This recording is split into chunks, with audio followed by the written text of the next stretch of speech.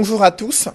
La convocation d'un grand dialogue national au Cameroun alimente de vifs débats dans la presse nationale et internationale. Pour la Nouvelle Expression et le quotidien Le Jour, c'est une deuxième tripartite qui est annoncée à la fin du mois de septembre 2019. Mutation précise que le chef de l'État a déjà désigné le médiateur en chef et circonscrit tout seul les sujets et les acteurs de la concertation nationale. Ces modalités et acteurs du dialogue national rappellent le grand forum de 1991, fait savoir la Nouvelle Expression. Le quotidien Le Messager estime que le discours du président de la République est un pétard mouillé. Selon ce journal, le chef de l'État a été incapable de faire le bilan de son action humanitaire dans les régions du Nord-Ouest et du Sud-Ouest. Un dialogue national qui intervient sur le tard.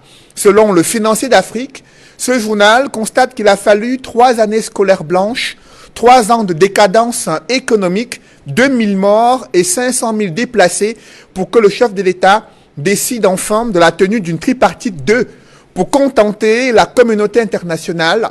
Le journal Émergence pense que c'est un dialogue national biaisé d'office, car pour le président de la République, il n'y a pas de problème anglophone. Par contre, le journal d'expression anglaise The Guardian Post fait savoir que Paul Biya a fait beaucoup de concessions dans la perspective de mettre un terme à la crise anglophone. Entre le dialogue national annoncé, l'engagement présidentiel d'apporter plus d'assistance humanitaire aux populations et la clémence promise aux séparatistes qui renonceraient à la sécession, ces promesses présidentielles suscitent une question centrale. La fin des hostilités dépend-elle de ce dialogue national? À cette interrogation publiée à la une du quotidien Émergence, le journal Essingan répond qu'il y a une adhésion totale de la classe politique du Grand Sud à l'initiative de dialogue annoncée par le président de la République. Le quotidien Cameroun Tribune renchérit à sa une en parlant d'approbation générale. À en croire ce journal, des Camerounais dans leur ensemble se disent satisfaits en fondant leur espoir d'un retour définitif à la paix dans les régions du Nord-Ouest et du Sud-Ouest. Selon le journal Info Matin, le cardinal Christian Toumi a mis les séparatistes dos au mur. En saluant l'initiative du chef de l'État, l'archevêque émérite de Douala les a contraints à s'aligner ou à se marginaliser. Selon Info Matin, dans les colonnes de la Nouvelle Expression, certains leaders séparatistes rejettent l'offre du chef de l'État. D'autres acteurs politiques de l'opposition et la société civile posent les conditions préalables pour la tenue de la conférence de ce dialogue national. Dans ce tournant décisif de la vie politique du Cameroun, la Nouvelle Expression a dépoussiéré les résolutions de la tripartite de 1991, rappelé le contexte sociopolitique, indiqué le jeu trouble de certains acteurs et analysé comment l'opposition et la société civile ont été flouées en 1991. Dans l'attente de ce grand dialogue national, le Cameroun suscite l'inquiétude dans la presse internationale entre la crise anglophone, la contestation politique et le malaise social. Le journal Jeune Afrique se demande où va le Cameroun, cette nation immobile qui rêve d'un changement et des perspectives également pour un avenir meilleur. Quels sont les enjeux de ce dialogue national? Quelles sont les conditions et les modalités d'une organisation sereine et inclusive de ces assises nationales? Ces questions brûlantes d'actualité constituent l'ossature de droit de réponse. Mesdames, Messieurs, bienvenue dans cette émission où le choc des idées fait jaillir la lumière des analyses effectuées sur ce plateau. Et pour cette nouvelle édition de droit de réponse, je reçois le professeur Pascal Charlemagne Moussanga Niamdine. Bonjour. Bonjour Cédric. Bonjour à tous les co-panélistes, y compris les amis de l'opposition qui adhèrent massivement à ce que vient déposer comme acte le chef de l'État, et surtout merci pour l'invitation. Je précise, je n'oublie pas vos fidèles téléspectateurs. Je précise que vous êtes membre titulaire du comité central du RDPC, le parti au pouvoir. Merci d'être avec nous ce dimanche. Également présent sur ce plateau, Jean-Robert Wafo. Jean-Robert, bonjour. Bonjour Cédric. Vous êtes ministre du chef de cabinet du SDF en charge de l'information, également élu maire adjoint à la commune d'arrondissement de la 2e. Merci d'être avec nous ce dimanche. C'est bien moi. Également présent sur ce plateau ce dimanche, l'un des éditorialistes à la Nouvelle Expression, consultant ce droit de réponse, Edmond Kamgia. Bonjour Edmond. Bonjour Cédric Moufélé. Je salue tous les copanélistes ainsi que les téléspectateurs fidèles de cette émission. Sur ce plateau de droit de réponse ce dimanche, Maître Désiré Sikati. Maître Désiré Sikati, bonjour. Bonjour Cédric, bonjour à tous ceux qui nous regardent. C'est un plaisir renouvelé pour moi d'être sur votre plateau. Vous êtes avocat au barreau du Cameroun, vous représentez le MRC et ses alliés sur ce plateau. Et juste à côté de vous, Maître Emmanuel Achou. Bonjour Maître. Bonjour Cédric, bonjour téléspectateurs. Aujourd'hui nous allons décrypter les œuvres d'un félin politique très pétri d'expérience. Vous êtes avocat au barreau du Cameroun et analyste politique. Merci d'être sur ce plateau avec nous. Et d'entrée de jeu, Maître Emmanuel Achou, ce discours inhabituel du président de la République, Paul Biya, le 10 septembre 2019, annonçant un grand dialogue national après 3 ans de crise dans les régions en guerre du nord-ouest et du sud-ouest. Quels sont les faits saillants que vous avez pu relever dans ce discours? Merci Cédric. Le 12 septembre 1991 à Bafoussam, le chef de l'État a dit vouloir dialoguer et fixer soi-même les termes du dialogue et les modalités. C'est refuser de dialoguer, c'est vouloir imposer sa volonté. Alors, quand j'ai écouté le chef de l'État dans son tout dernier discours, je l'ai vu dans le cadre, je l'ai placé dans le cadre de ce qu'il a dit à Bafoussam, et je me suis dit, bon, il faut qu'on analyse ce discours, ayant en conscience ce que l'homme pense. Et c'est ça qui m'amène à voir, est-ce que le président veut dialoguer? Nous avons vu que le président refuse de dialoguer sur certains thèmes. Le Premier ministre nous a dit, on m'a envoyé vous dire, nous sommes prêts à dialoguer sur tout sauf la sécession. Il a été contredit par Tangandji qui a dit, on ne va pas dialoguer sur la forme de l'État. Nous avons constaté que le chef d'État a désavoué son Premier ministre et a confirmé à Tangandji. Donc, quels sont les éléments qui vous permettent d'étayer quels sont les éléments qui vous permettent d'étayer une telle analyse? Le Premier ministre a dit qu'on va dialoguer sur tout sauf la sécession. Le président dit qu'on va dialoguer sur la décentralisation, le bilinguisme. Il n'a pas touché la forme de l'État. Or, la décentralisation n'est pas un thème à débattre. C'est déjà dans la Constitution. L'État, le Cameroun est un État unitaire décentralisé. Nous avons même une loi de décentralisation qui vient de passer, qu'on n'a même pas encore appliquée. On discute encore quoi sur ça? Il n'y a plus rien. Bilinguisme, on a la Commission nationale de bilinguisme et de multiculturalisme qui est mise sur pied. Vous voulez parler de quoi encore sur ça? Il n'y a rien à parler. Les vraies questions qui touchent le Cameroun à l'heure actuelle, c'est les questions ayant un trait à la crise anglophone. Et nous savons que la crise anglophone, comme vous avez relevé, je ne sais pas si le journal Mutation, la crise anglophone, c'est la crise qui est née de la malgouvernance qui a mis en péril les droits de la minorité anglophone. Alors, et depuis que cette agitation a commencé en 1961, le président il avait même désigné une commission à la tête de laquelle se trouvait le président Biya. Et nous avons vu les écrits de M. Aboua-Tchoui qui dit que c'est le président Biya qui était à la tête de cette commission et il ne comprend pas que le président ne comprenne pas les problèmes anglophones. Alors, j'ai dit donc que quand j'écoute le discours de M. Biya, je comprends qu'il ne veut pas discuter sur la crise, sur les vrais problèmes qui sont les causes de la crise anglophone, c'est-à-dire l'autonomie de la région anglophone. Lui-même, dans son discours de fin d'année, il a dit qu'il va donner plus d'autonomie à ces régions.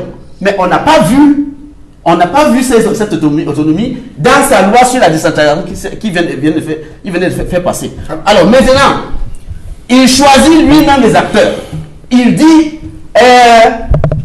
les gens restent à l'étranger, ils financent le terrorisme, les États les couvrent, il faut qu'on les arrête, ce sont des criminels.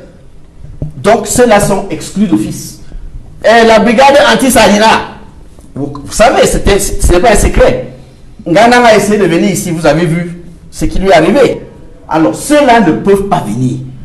Il dit que les sécessionnistes, les groupes armés qui sont en Corée sont invités. Sans cesser le feu, ni amnistie générale. Et il dit, l'amnistie générale, non, on ne peut pas donner l'amnistie parce que ça sera cautionner l'illégalité, autoriser la criminalité. Vous voyez donc, au finish, si on regarde sur le cas pratique, les sécessionnistes ne pourront pas être sur la table parce qu'il n'y a pas d'amnistie. Parce que rien ne garantit leur sécurité s'ils se mettent dans la salle. Les anglophones de la diaspora ne peuvent pas venir parce que c'est eux qui financent le terrorisme. Et ils n'ont pas été amnistiés, ils ne peuvent pas être là. La base ne peut pas être là pour les mêmes raisons. Parce que s'ils viennent, on va les adjoindre au procès de Camto. Alors, vous voyez donc le président choisit ses acteurs, il choisit des thèmes et il veut véritablement imposer sa volonté qui est celle de faire une tripartite 2. Alors, après vous, Edmond Kambia, sur ce discours du président de la République, le chef de l'État, qui constate effectivement qu'il y a 3 ans déjà de crise dans les régions du nord-est et du sud-ouest et exprime sa volonté d'aller vers un dialogue national à la fin du mois de septembre 2019. Quels sont les enjeux de la convocation d'un tel dialogue national? D'abord, il faut dire, Cédric Noufélé, que l'annonce de ce discours et l'annonce du contenu du discours, c'est-à-dire le dialogue national que nous avons souhaité inclusif, était très attendu par la communauté nationale et la communauté internationale. Il faut également dire une chose importante, c'est que sur ce plateau, depuis 3 ans, depuis le déclenchement de la crise anglophone, fin 2016, octobre-novembre 2016, nous n'avons cessé de claironner la nécessité de l'ouverture d'un dialogue national qui se veut inclusif. Le chef de l'État a fait son discours et a annoncé un dialogue national que nous souhaitons encore inclusif, parce que nous avons constaté qu'il n'a pas utilisé le mot inclusif, même si dans la déclinaison du discours, il a dit que c'était ouvert à toutes sortes de représentants, on a vu y compris les groupes armés, mais il n'a pas utilisé le mot inclusif. Ça, c'est une chose qu'il faut noter, pour dire que nous sommes heureux de ce que, enfin, le chef de l'État nous a écoutés. Nous n'avons cessé de le dire sur ce plateau. Il fallait un dialogue national. Il nous a écoutés, hélas, avec beaucoup de retard. Mais ne dit-on pas souvent que mieux vaut tard que jamais? Sauf qu'entre-temps, il y a eu plus de 2000 morts. Il y a eu plus de 500 000, voire environ 600 000 déplacés, parce qu'ils partent tous les jours des régions du sud-ouest et du nord-ouest pour les régions limitrophes, qui sont l'ouest, le littoral et d'autres régions du pays. Il y a environ 40 000 réfugiés camerounais au Nigeria et dans d'autres pays qu'on n'a pas encore dénombrés. Et il faut dire qu'après tout ceci, le bilan est si lourd en termes de morts, en termes de déplacés, en termes de familles brisées. Ça, il faut le dire, on ne le dit pas assez. Il me semble qu'il faudra mettre sur pied, le moment venu, une commission pour recenser, outre les morts, outre les blessés, outre les destructions, l'impact sur les familles brisées et dispersées. Maintenant, sur les enjeux, il faut dire que il y a de nombreux panélistes du RDPC qui ont défilé sur ce plateau, qui nous disaient pour la plupart que le dialogue national, oui pour le dialogue éventuel, mais on va discuter avec qui? Et ils sont nombreux sur ce plateau qui le disaient. Il y a eu quelques rares personnes, y compris Messanga Nyamding, qui est sur ce plateau, qui à un moment donné a compris la nécessité de ce dialogue-là. Mais l'expression « il faut dialoguer avec qui » était si récurrent que nous nous sommes posé la question de savoir si les Camerounais qui sont dans la diaspora ou qui, pour des raisons que tout le monde a compris, finalement se retrouvent dans les bandes armées ou des groupes armés pour revendiquer soit la sécession, soit une autre forme de l'État à discuter sur la table, parce que parmi eux, il ne faut pas oublier, il y a encore des fédéralistes.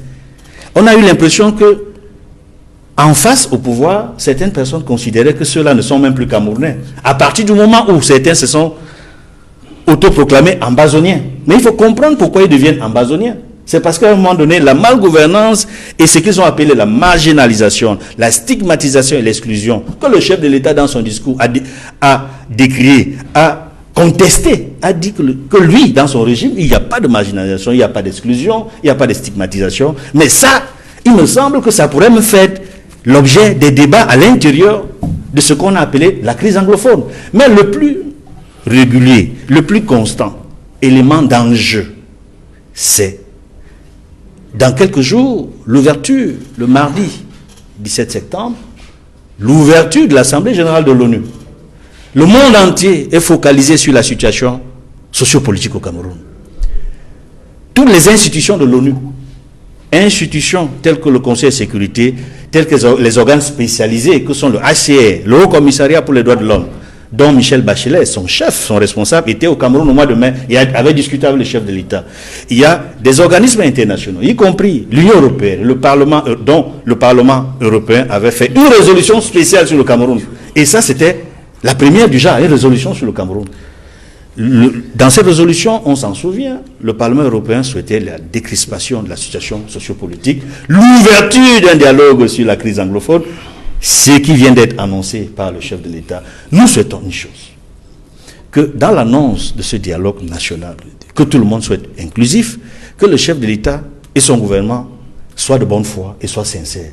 Parce que ce sont des éléments aujourd'hui qui peuvent amener à croire, de la part de certains groupes sécessionnistes ou de certains éléments de nos frères de la diaspora, a dit non à ce dialogue tel que ça a été annoncé. Vous savez, dans les premières réactions que nous avons recueillies, la plupart des mouvements sécessionnistes ont dit non à ce dialogue tel que ça a été formulé.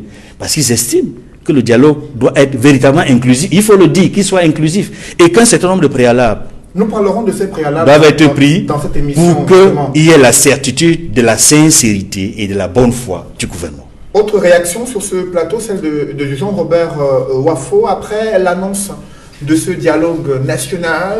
Quelle réaction du SDF à propos de ces assises qui visent à examiner les causes profondes de la crise anglophone et d'autres questions d'intérêt national? Donc, tout d'abord, je tiens à rappeler que cette adresse du chef de l'État à la nation participe d'un rituel républicain requis en pareille circonstance, je veux dire notamment en période de crise. Et que le président de la République prenne la parole, qui s'exprime à ses compatriotes. Nous l'avons demandé depuis au SDF, il n'a pas fait, c'est 3 ans plus tard qu'il le fait. Mais comme Edmond a dit, mieux vaut tard que jamais. Malheureusement, cette adresse intervient, n'est-ce pas, après le bilan catastrophique qu'on enregistre jusqu'ici dans les 2 régions du Nord-Ouest et du Sud-Ouest. On aurait pu faire l'économie, n'est-ce pas, de tout ce drame si un tant soit qu'on avait écouté le SDF dès le départ, qui déjà, n'est-ce pas, au niveau de l'Assemblée nationale et du Sénat, avait demandé que soit inscrit à l'ordre du jour de cette session parlementaire la question anglophone. Nous sommes allés même jusqu'à faire des marches à Boya. On n'a pas été compris du tout. Et bon, maintenant que le dialogue a été annoncé, nous espérons que ce sera encadré par une bonne dose de sincérité. Parce que ce que je dois dire, c'est que le président de la République a près de 90 ans. Alors à 90 ans en Afrique, on a son avenir derrière soi. Il fera de ce pays ce qu'il voudra bien faire de ce dialogue. Si ce dialogue est réussi, ce sera tant mieux pour lui et surtout tant mieux pour le Cameroun et pour les Camerounais. Mais s'il échoue, j'ai bien peur de ce que l'histoire retiendra de lui.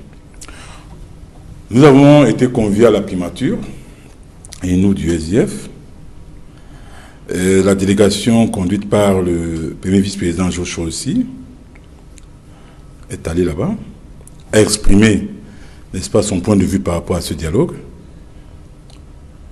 Et nous avons, par voie de communiqué presse, parce que nous SDF, nous ne faisons pas dans l'occultisme politique, parce que tous les actes que nous posons, nous les rendons publics. Nous avons, dans ce communiqué de presse, exprimé clairement, n'est-ce pas, à quelques détails près, n'est-ce pas, tout ce que nous avons dit au Premier ministre pour transmission au Président de la République, parce qu'il ne faut pas oublier une chose. Le Premier ministre est le délégataire de ce dialogue. Le véritable initiateur, c'est le Président de la République, il ne faut pas se tromper. C'est la raison pour laquelle je n'ai cessé de marteler sur des plateaux de télévision qu'on ne délègue pas la fonction présidentielle en période de crise. Et je ne suis pas naïf de croire que le Premier ministre, n'est-ce pas, va s'engager seul, sans se référer, n'est-ce pas, à son mandant. Nous avons exprimé, n'est-ce pas, un certain nombre de préoccupations. Oui, nous allons évoquer ces préoccupations dans cette émission. Mais avant les préalables, sur la presse camerounaise qui réagit, estimant pour certains journaux que ce dialogue national vise à contenter la communauté internationale et non à répondre véritablement aux préoccupations qui touchent le Cameroun. Mais il est évident. Quel est votre point de vue? Il est évident, sauf à être doté d'un esprit irrationnel, que l'annonce de ce dialogue a été dictée par deux faits majeurs. Lesquels? La crise anglophone, il faut le dire. La preuve, dès l'entame du discours du président de la République, la première phrase est consacrée, n'est-ce pas, à cette crise anglophone. Je dis bien la toute première phrase. Et quand vous voyez même le corps de ce discours, il revient également sur marginalisation, stigmatisation. Il a même invoqué, n'est-ce pas, le fait que depuis un certain nombre d'années, les premiers ministres, ceux qui occupent les postes de premiers ministres sont des anglophones. Donc c'est dit la prépondérance de ce problème anglophone, n'est-ce pas, dans le dialogue qui est annoncé. Nous espérons que parce que la crise anglophone, c'est elle qui nous conduit à ça. Parce que même la résolution même l'Assemblée générale de l'ONU qui parlera du Cameroun, c'est du fait de la crise anglophone. Il faut le reconnaître. Parce que quand on entend qu'il y a 2000 morts quelque part, aucune âme sensible ne saurait s'étonner, ou alors ne saurait s'interroger. Donc nous espérons, et ça c'est un fondamental, M. Céline Oufélé, il faut qu'on le dise ici. Nous espérons, parce que le président de la République a énuméré un ensemble de corporations, c'est-à-dire que je veux dire de personnes qui seront conviées à ce dialogue, nous espérons que nos compatriotes anglophones prendront une part importante, en nombre surtout, en nombre, parce que tel que ça va là, j'ai bien peur qu'ils soient noyés par nos compatriotes du côté francophone. Il faut qu'ils soient en nombre, et le SIF l'a dit, qu'il faudrait même d'ailleurs qu'il y ait une préconférence entre les anglophones. Ils s'entendent, les points d'accord, qu'ils s'entendent et qu'ils viennent déposer ça, n'est-ce pas, dans la salle qui contiendra ce dialogue. C'est important, il ne faudrait pas reprendre les erreurs, comme M. Achoua dit. Il faut faire reprendre les erreurs de 72, où on a assisté à un braquage constitutionnel de la Constitution, un braquage de la Constitution fédérale qui indiquait clairement dans son article 47 que toute modification de la Constitution qui porte atteinte à la forme et à l'intégrité du territoire est nulle et de nul effet. Et ça c'était en 72, en 91 à la tripartite, les anglophones ont été noyés. Ils ont été noyés par l'ultra-présence des francophones. Il ne faudrait plus que ça se répète si on veut qu'il y ait eu lieu d'espoir et que la paix revienne. Parce que si c'est le cas, j'ai bien peur qu'il ne claque la porte et que la crise s'intensifie. Une crise dont nul n'a absolument besoin en ce moment sensible de la vie de notre nation, où notamment on a convoqué le dialogue politique national. Et comme Edmond le disait, vivement que ce soit inclusif. Et pour que ce soit inclusif, il y a une condition simple. C'est la garantie de l'amnistie générale. Justement, pour tous ces prisonniers politiques. Parce que tant qu'il n'y a pas de garantie d'amnistie générale, les bandes armées que le président de la République a bien voulu convier n'auront aucune assurance pour venir. Et ça, c'est clair. Et pour chuter, j'aimerais inviter les journalistes ici, qui font un métier extraordinaire, qui se battent énormément depuis 1990 pour l'avènement d'une démocratie véritable dans ce pays, même quand elle est encore balbutiante et chancelante. C'est juste un avis de mettre en quarantaine les négationnistes de la crise anglophone, qui ont passé le temps à écumer les plateaux de télévision pour dénier cette crise. Il faut les mettre en quarantaine. Ça ne sert à rien qu'ils viennent, pour d'aucuns, changer de veste, pour d'autres faire dans la sémantique, faire dans la phraséologie. Il faut les mettre de côté. Je suis d'accord. Quelqu'un comme M. Messanga Nyamdi, je suis d'accord que lui, il participe à ce débat, qu'il soit même dans ce dialogue. Parce que nous, au moins, votre position avait a été dit bien comprise. la diaspora, il ira la rencontrer. Votre position a été bien comprise. J'aimerais maintenant, professeur Msanga Nyamding, que vous puissiez vous exprimer sur l'annonce de ce dialogue dans un contexte sociopolitique particulier. Vous avez lu certainement la presse nationale cette semaine. Elle estime que c'est l'agenda de l'Assemblée générale de l'ONU qui a dicté cette sortie du président de la République, l'annonce d'un dialogue pour contenter la communauté internationale et non pour résoudre réellement les problèmes des Camerounais. Quelle est votre analyse? Alors, à l'analyse, c'est dit Moukhele, je voudrais éviter la polémique sur ce qui est devenu effectif. Ce dialogue était attendu, son annonce est là, et je crois qu'il faut mener 3 réflexions, peut-être, puisque les faits sont là. D'abord, du point de vue du droit, vous savez, je m'amuse souvent à dire à nos compatriotes qui viennent des disciplines périphériques, en sciences sociales et en sciences dures, que le droit que vous entendez, droit, il a le mérite d'énoncer les règles.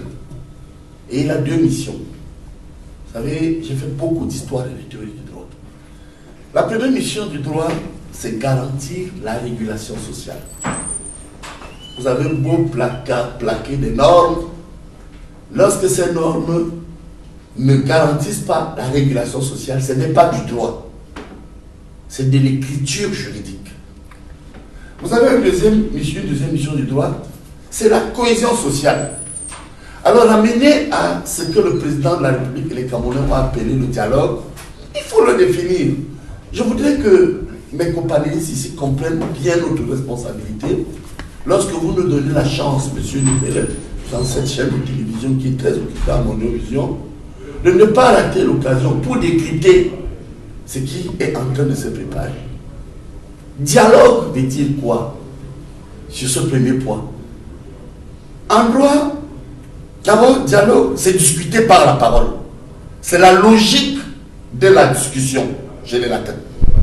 Ça veut dire qu'en droit, il y a en période de crise 2 modes pacifiques de règlement de conflit. Le premier mode, c'est le mode juridictionnel. On condamne, on applique la loi, même si l'application de la loi et sa mise en œuvre peuvent accentuer les dysfonctionnements. Bon, les juristes positivistes nous disent souvent que la loi est dure, mais c'est la loi, nul n'est censé ignorer la loi. Mais ici, quand on institue un dialogue, c'est qu'on a compris que la loi ne peut plus jouer son rôle à elle toute seule. Ça veut dire que nous sommes en train d'aller, je voudrais qu'on définisse bien cela, vers le deuxième mode pacifique de règlement de conflit que les juristes internationalistes, on a ici un brillant avocat, même si les partisans c'est normal, chacun a quand même une tendance dans la vie. Mais il conviendra avec moi que le deuxième mode pacifique est le mode diplomatique et politique. Les bons offices, la négociation, la médiation et la conciliation. C'est dans ce cadre que nous sommes. Alors je peux m'étonner en tant qu'expert. Aussi, et je voudrais remercier Wafo qui est d'une honnêteté, ça je l'ai toujours dit, au SDF et dans les partis d'opposition dont la notoriété ne souffre d'aucune contestation, qui a quand même rappelé que ce dialogue est important pour une seule chose. Il est ouvert. J'ai entendu Barista ici dire que non, il n'a rien énuméré. D'ailleurs, notre mission ici est de dire à ceux qui nous écoutent que tous les groupes sociaux se constituent. Mettez en place les groupes de travail. Les paysans, les pousseurs, les machins, constituez-vous. Même s'il est orienté, je suis d'accord, vers la question anglophone. Et puis, deuxièmement, sur ce point, il faut quand même bien le préciser. Il concerne d'abord qui? Et pourquoi on a institué les dialogues? D'abord les anglophones. Le président de la République a été clair là-dessus. Maintenant, qu'on nous dise que la forme de l'État a été décidée, ce n'est pas vrai. Quand on vient nous dire qu'on a déjà trouvé des acteurs, je vous le dis à votre autorité, ce n'est pas vrai. Les gens perdent le temps. D'ailleurs, ce que je condamne, troisième mois, je suis là-dessus, c'est qu'on a vu les médias, on a vu de nombreux experts qui n'ont plus rien à dire, mais viennent débattre sur le discours, sur le dialogue. Mais qu'est-ce qu'ils en savent? Rien du tout. Je vous dis qu'aujourd'hui, moi je vais au palais. Je travaille aussi avec le secrétariat général du comité central. Je viens d'effectuer une mission avec la diaspora. Ce dialogue, même si le chef de l'État a dit ouvert, c'est dit nous ferons, je vous garantis qu'il s'agit d'un jeu de mots, mais en réalité, c'est un dialogue inclusif. Alors, après vous, Maître Désiré Sikati, sur ce dialogue national qui, selon Msanga Nyamdi, est un dialogue inclusif, pourtant, il y a déjà des appréhensions au sein de l'opposition et même du mouvement pour la renaissance du Cameroun qui a soulevé un certain nombre de zones d'ombre dans l'adresse du président de la République.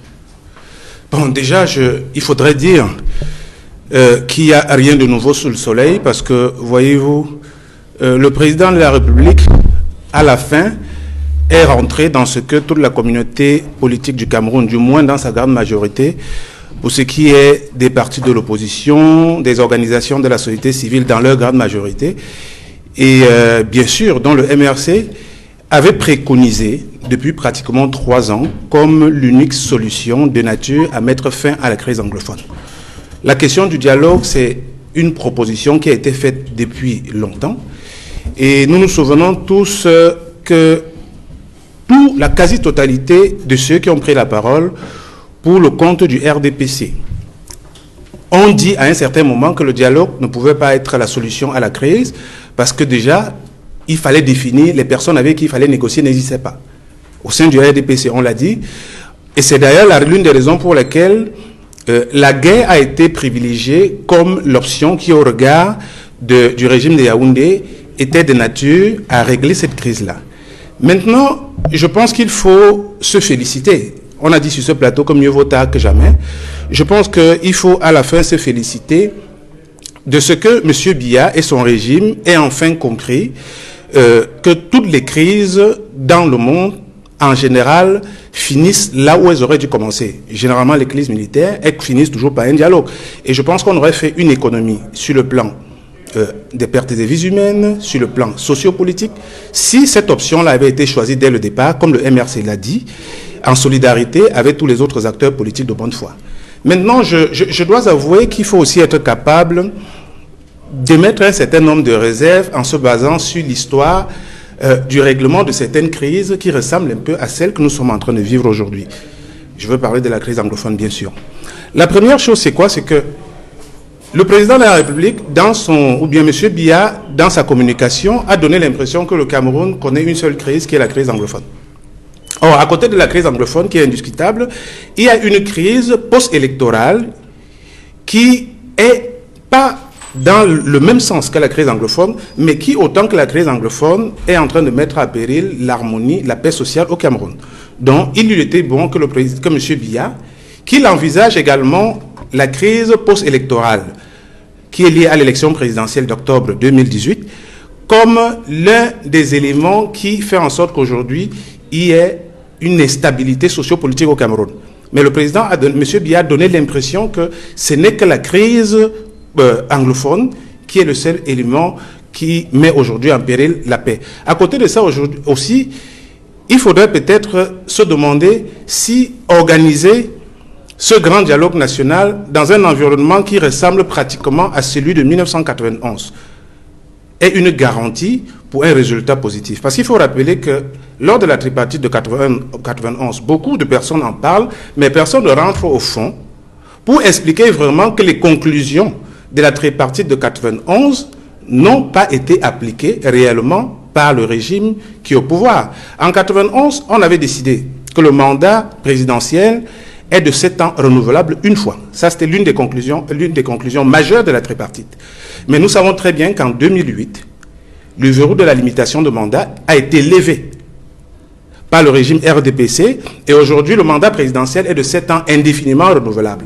Ça veut dire qu'en fait, les conclusions de la tripartite de 1991 ont été battues plus tard en brèche par une sorte d'entourloupette dont le régime est seule maîtrise des contours. À côté de ça, il était également prévu que sur ce plan-là, la Constitution est immutable. C'est-à-dire qu'on ne pouvait pas faire des révisions constitutionnelles qui touchent la limitation de mandat présidentiel. Mais ce qu'on a fait en 2008 touche bien la limitation de mandat du président de la République. Nous avons également la décentralisation qui faisait partie des conclusions de la tripartite de 1991. Nous sommes aujourd'hui en 2019. Est-ce qu'on peut dire qu'il y a une décentralisation au Cameroun? Il n'y en a pas. Donc, moi j'ai des appréhensions parce que quand je regarde le format global du grand dialogue national, moi j'ai l'impression qu'on est dans une sorte d'esbrouffe où il y aura beaucoup de choses qui seront dites, mais à la fin, est-ce que les conclusions vont être appliquées? Quand vous regardez même la forme, en 91, la tripartite était présidée par M. Sadou Ayadou, qui était Premier ministre. Et je me souviens d'ailleurs, c'est vrai qu'à l'époque, je ne faisais pas la politique, je devais être encore certainement dans les premières classes du secondaire, mais je me souviens dans les lectures que j'ai faites que John Frundi et Samuel Ebois, feu Samuel Ebois, avaient dû quitter la tripartite parce que la parole avait été retirée par Sadou Ayadou, qui estimait que dans leurs propos, ils s'étaient mis à l'écart du règlement de la tripartite. Il avait fallu l'intervention du cardinal Christian Toumoui pour qu'il revienne dans les débats. Aujourd'hui, on a pratiquement le même format où c'est le Premier ministre qui va présider le dialogue national. On est dans un scénario où vous avez l'impression qu'on demande à un élève de corriger sa propre copie. Moi, je me serais attendu à ce que nous ayons un dialogue national, mais avec un médiateur indépendant qui suscite de la confiance chez toutes les parties engagées dans le dialogue. Aujourd'hui, vous voyez très bien que beaucoup d'organisations séparatistes, en dépit de ce que, au sein de la communauté anglophone, vous avez un certain nombre de personnes qui sont d'accord, parce que on est content pour le dialogue, mais ça ne doit pas empêcher d'émettre des réserves. Vous avez des organisations séparatistes qui sont en train de se dissocier. Vous avez fait le commentaire de beaucoup de journaux camerounais tout à l'heure, et lesquels journaux ont certainement dans leurs archives les éléments de cette tripartite de 1991. Donc le vrai problème, il est là. Moi j'estime, pour finir, M. Noufele, que si vous souffrez de deux maladies qui sont susceptibles de vous emporter, le choléra par exemple, et la peste, si vous décidez de soigner seulement la peste et garder le choléra dans votre corps, vous ne pouvez pas dire après que vous êtes en bonne santé. Le Cameroun connaît une crise sociopolitique majeure qui est la crise anglophone, mais il y a une autre crise sociopolitique à côté qui est la crise post-électorale. Vous ne pouvez pas, en tant que... M. Biya ne peut pas se permettre, dans son discours, de faire comme si il n'y a pas une crise post-électorale qui est liée à l'élection présidentielle. Il y a quand même le candidat qui, d'après leurs chiffres, est arrivé deuxième à l'élection présidentielle qui est en prison. Nulle part au monde, sauf dans les dictatures les plus atroces, vous ne verrez cela. Donc, nous estimons que s'il faut organiser un dialogue national afin que l'harmonie socio-politique revienne dans notre pays, il faut être capable de faire preuve de bonne foi et d'envisager tous les éléments qui ont contribué à mettre le Cameroun dans une situation d'instabilité politique. Et vous avez parlé tout à l'heure, pour finir vraiment, vous avez parlé tout à l'heure de l'Assemblée générale des Nations Unies. Mais il faut se rappeler qu'en mai, lorsque Michel Bachelet est arrivé au Cameroun, c'est à ce moment que le régime de Yaoundé a envoyé le Premier ministre sur le terrain pour annoncer le dialogue. Ça fait 5 mois. Après les 5 mois, on n'a plus rien vu. Aujourd'hui, il y a une Assemblée générale des Nations Unies qui se pointe à l'horizon où la question liée à la crise sociopolitique au Cameroun, bien entendu la crise anglophone, peut être mise à l'ordre du jour. Et du coup, on voit le président faire une sortie publique pour annoncer un grand dialogue national. Et ce grand dialogue national qui, selon la nouvelle expression, s'apparente à une tripartite 2. Edmond Kambia, vous y étiez en 1991 pour suivre ces travaux qui étaient établis à la suite d'une crise sociopolitique majeure au début des années 90. Quelles en étaient les autres conclusions pertinentes et quel a été le jeu trouble de certains acteurs et pourquoi la nouvelle expression estime que l'opposition de la société civile avait été flouée après la tripartite de 1991? Oui, M. Noufele, il faut rentrer dans le contexte de la vie politique des années de Brest pour comprendre ce qui s'est passé en 1991 lors de la rencontre tripartite. D'abord, il faut dire que nous étions dans un contexte de villes mortes. Les villes mortes qui ont été décrétées en avril 1991 par Mbouamassok, c'est lui, le père des villes mortes au Cameroun. Ça, je le dis pour que les gens le sachent. C'est lui qui a eu le génie d'inventer le concept des villes mortes. Et un concept qui a été nourri et expérimenté par ses collègues de l'opposition de l'époque. Et les 17 et 18 avril 1991, ce sont les villes mortes qui sont lancées. Et le principe des villes mortes, c'est que toute la semaine, de lundi à vendredi, ville morte, personne ne sort. Ou alors si les gens sortent, ils marchent. Il n'y a pas de véhicule qui circule. Il y a aucun usager ne sort avec un véhicule. et les populations ferment les boutiques de lundi à vendredi. Il y a ce qu'on appelle le ravitaillement. Le week-end, le samedi, le dimanche, tout le monde peut sortir, les boutiques peuvent s'ouvrir, ainsi de suite. Et ça a duré 6 à 7 mois. Et je vais vous dire qu'il y a eu la paralysie de l'économie nationale, parce qu'au niveau du port, rien ne fonctionnait du tout, pendant 6 à 7 mois. Donc, les villements sont lancés au mois d'avril 91. Le gouvernement ressent la nécessité de mettre fin aux villements qui paralysent l'économie nationale. Et pour y aller, le gouvernement, le chef de l'État annonce une rencontre tripartite, comme aujourd'hui il a fait il y a quelques jours pour un dialogue national.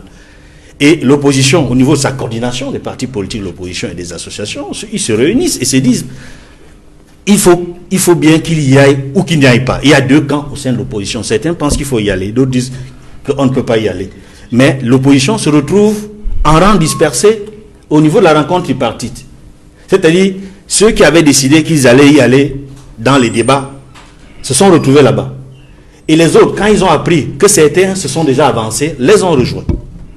À l'époque, la coordination avec quelqu'un à la tête de cette structure qu'on appelait Samuel Lebois. C'était lui le patron du directoire de la coordination des partis de l'opposition. Quand il a appris que Bello Bouba était déjà à Yaoundé au palais des congrès, lui aussi, Bello Bouba ne l'avait pas informé qu'il s'avancerait. Il s'est rendu compte que Bello Bouba allait peut-être le doubler, puisqu'ils étaient tous de l'UNDP à l'époque. C'est ainsi que les partis politiques se retrouvent là-bas. Bello Bouba, Samuel Lebois, il y a John Fundi qui arrive également là-bas, comme on le disait tantôt, mais il ne va pas durer longtemps là-bas quand il va se rendre compte que les jeux semblent piper. Il va immédiatement quitter le palais du congrès quand il va se rendre compte que visiblement tout se passe comme si tout était déjà arrangé. Je me rappelle même encore Pierre Flambon-Gayab, aujourd'hui sénateur, qui a joué un rôle majeur dans la coordination de l'action de l'opposition à la tripartite. Disons globalement que la rencontre tripartite s'est tenue du 31 octobre au 17 novembre et que avant les travaux, ça il faut le souligner, ça peut aider les acteurs du futur dialogue national. Avant les travaux, l'opposition a mis sur la table des préalables. Le gouvernement, pour répondre à ces préalables, a également demandé à l'opposition de faire des concessions. Et je peux résumer ici ce que le gouvernement a obtenu de l'opposition et ce que l'opposition a obtenu du gouvernement, avant d'entrer dans les débats au fond. Sur les préalables que l'opposition avait exigés et obtenus, il y a eu la libération de toutes les personnes arrêtées dans le cadre des manifestations liées aux villes mortes. Ça, c'était l'un des préalables que l'opposition a demandé et obtenu. Il y avait un moratoire fiscal pour permettre aux commerçants et toutes les personnes qui ont été, tous les contribuables victimes des opérations villes mortes, d'avoir le temps de payer à travers le moratoire fiscal. L'opposition a également obtenu la levée de l'interdiction sur les réunions et les manifestations publiques. L'opposition a obtenu la levée des mesures spéciales qui avaient été prises du fait de l'insécurité grandissante née des villes mortes. L'opposition avait également obtenu, ça il faut le souligner, la levée de la suspension de certains journaux. Il y avait plusieurs journaux à l'époque, dont la Nouvelle Expression et le Messager, qui avaient été suspendus. L'opposition a exigé la levée de la suspension des journaux. Et les journaux ont été, et la suspension qui pesait sur les journaux ont été levées. Il faut dire également que quand l'opposition a pu obtenir ce qu'elle a demandé du pouvoir, le pouvoir a dit en contrepartie, vous devez nous faire des concessions. Et des concessions ont été faites sur 2 points majeurs. Le gouvernement a obtenu de l'opposition qui était présente à la tripartite la levée du mot d'ordre de ville morte et le mot d'ordre de désobéissance civile. Le gouvernement a pu obtenir de l'opposition dorénavant le respect des lois et règlements. Parce qu'à ce moment-là, quand il y a ville morte et désobéissance civile, on ne respectait plus les lois, rien du tout. C'était 2 camps qui se regardaient en chien de faïence. Après ces préalables, quelles sont les conclusions de la tripartite de 1991 qui avaient été ignorées ou qui n'avaient pas été respectées selon l'opposition de la société civile? Maintenant, sur les débats, lorsqu'il a fallu rentrer dans les débats, initialement, le Premier ministre Sadou Ayatou, de regretter mémoire, aujourd'hui, paix à son âme, qui dirigeait les travaux, avait mis dans l'ordre du jour, dans le menu, 2 points essentiels, le code médiatique et le code électoral. Mais l'opposition a exigé et obtenu le débat sur la réforme constitutionnelle. Et ça, c'est l'un des points majeurs qu'il faut noter comme acquis de la tripartite. Parce que on a dû créer, n'est-ce pas, un comité technique chargé des débats des questions constitutionnelles. Et c'est le fonctionnement de ce comité technique en 91 qui a débouché sur l'ouverture. Il y a eu également en 93, ça on le dit pas assez, l'idée d'un débat national ou d'un large débat sur la Constitution. Le ministre de la Communication de l'époque parlait d'un grand débat national. Le ministre Conchoukoumeni Augustin, il parlait d'un grand débat national que le chef de l'État annonce pour bientôt. Le chef de l'État, après lui, a fait une sortie pour dire ce ne sera pas un grand débat, ce sera un large débat national sur la Constitution. Et en quoi a consisté ce large débat sur la Constitution, présidé par le professeur Joseph Oona? Cela a consisté à réunir, puisqu'ils ont été nommés par la suite, des membres de la commission chargée de débattre de la réforme constitutionnelle qui allait être expérimentée et être adoptée en décembre 1995 à l'Assemblée nationale. C'est que la commission Oona a recueilli des propositions venues de partout, des différents partis politiques de l'opposition. Il y avait, il faut le dire globalement, des propositions qui allaient dans le sens, en ce qui concerne ceux qui étaient les tenants de pouvoir, le parti RDPC, les propositions allaient dans le maintien de l'État unitaire centralisé. Et il y avait ceux qui estimaient, et pour la plupart c'était des anglophones, qui avaient formulé des propositions, je me rappelle, Carlson Anyangwe et d'autres personnes, Munzo et autres, qui s'étaient inspirés, n'est-ce pas, d'un travail qu'ils avaient fait. Plus tard, ils reviendront là-dessus, la All Anglophone Conference de Boya, la All Anglophone Conference de Bamenda, sur une proposition d'État fédéral. Mais curieusement, la question de l'État fédéral avait été mise de côté par la commission Oona. Mais quand je parle de la commission Oona, qui se tient en 93, c'est pour dire qu'en réalité, en 91, le débat a été posé dès la rencontre tripartite. Et les tenants de la thèse fédéraliste, c'était les Foncha, il était là, Foncha était là, l'Albert Moukon, il souhaitait qu'on retourne à l'État fédéral, qu'ils ne comprennent pas pourquoi il y a eu cette suspension, ce rejet de l'État fédéral. Et le gouvernement camerounais a opté pour l'État unitaire décentralisé, dont la Constitution avait été adoptée en 1996. Avec vous, Maître Emmanuel Achou, sur les conditions préalables de ce dialogue au regard du film qui vient d'être refait ici concernant la tripartite de 1991 et les résolutions qui n'avaient pas été appliquées jusqu'à leur terme selon les propos de Maître Désiré Sikati.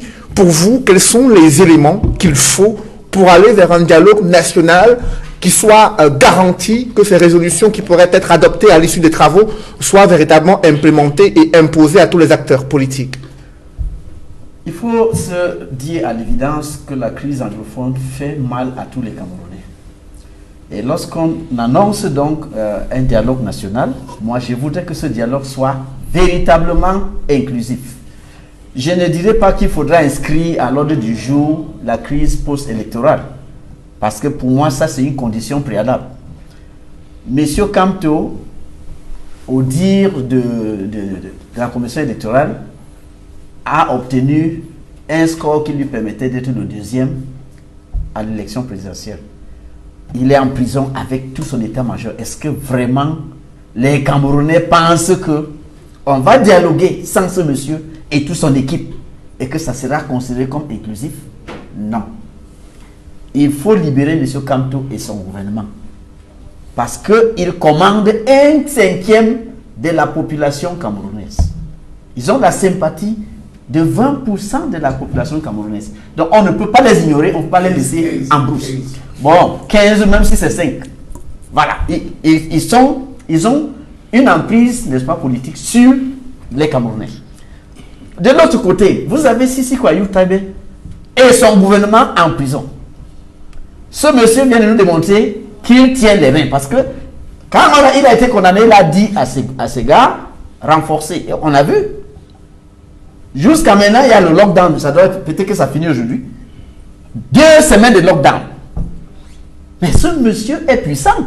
Vous voulez négocier quoi en le laissant de côté? Mais le chef de l'État dit qu'on ne peut pas être à l'origine des actes terroristes et attendre, espérer du dialogue, être libéré et espérer que ces actes vont rester impunis par la justice. Merci Cédric. Le même chef de l'État qui dit ce que vous me dites là a dit qu'il invitait sur la table de négociation des groupes armés. Vous voyez qu'il se contredit. Mais leurs représentants peuvent participer. Cela n'exclut pas le dialogue qui se tienne. Vous ne pouvez pas dire que quelqu'un est tueur. Parce que les groupes armés, c'est eux qui tuent sur le terrain. C'est eux qui sont en train de bagarrer avec l'armée. Alors, vous les invitez et vous considérez que des penseurs sont des criminels. Mais ce n'est pas possible.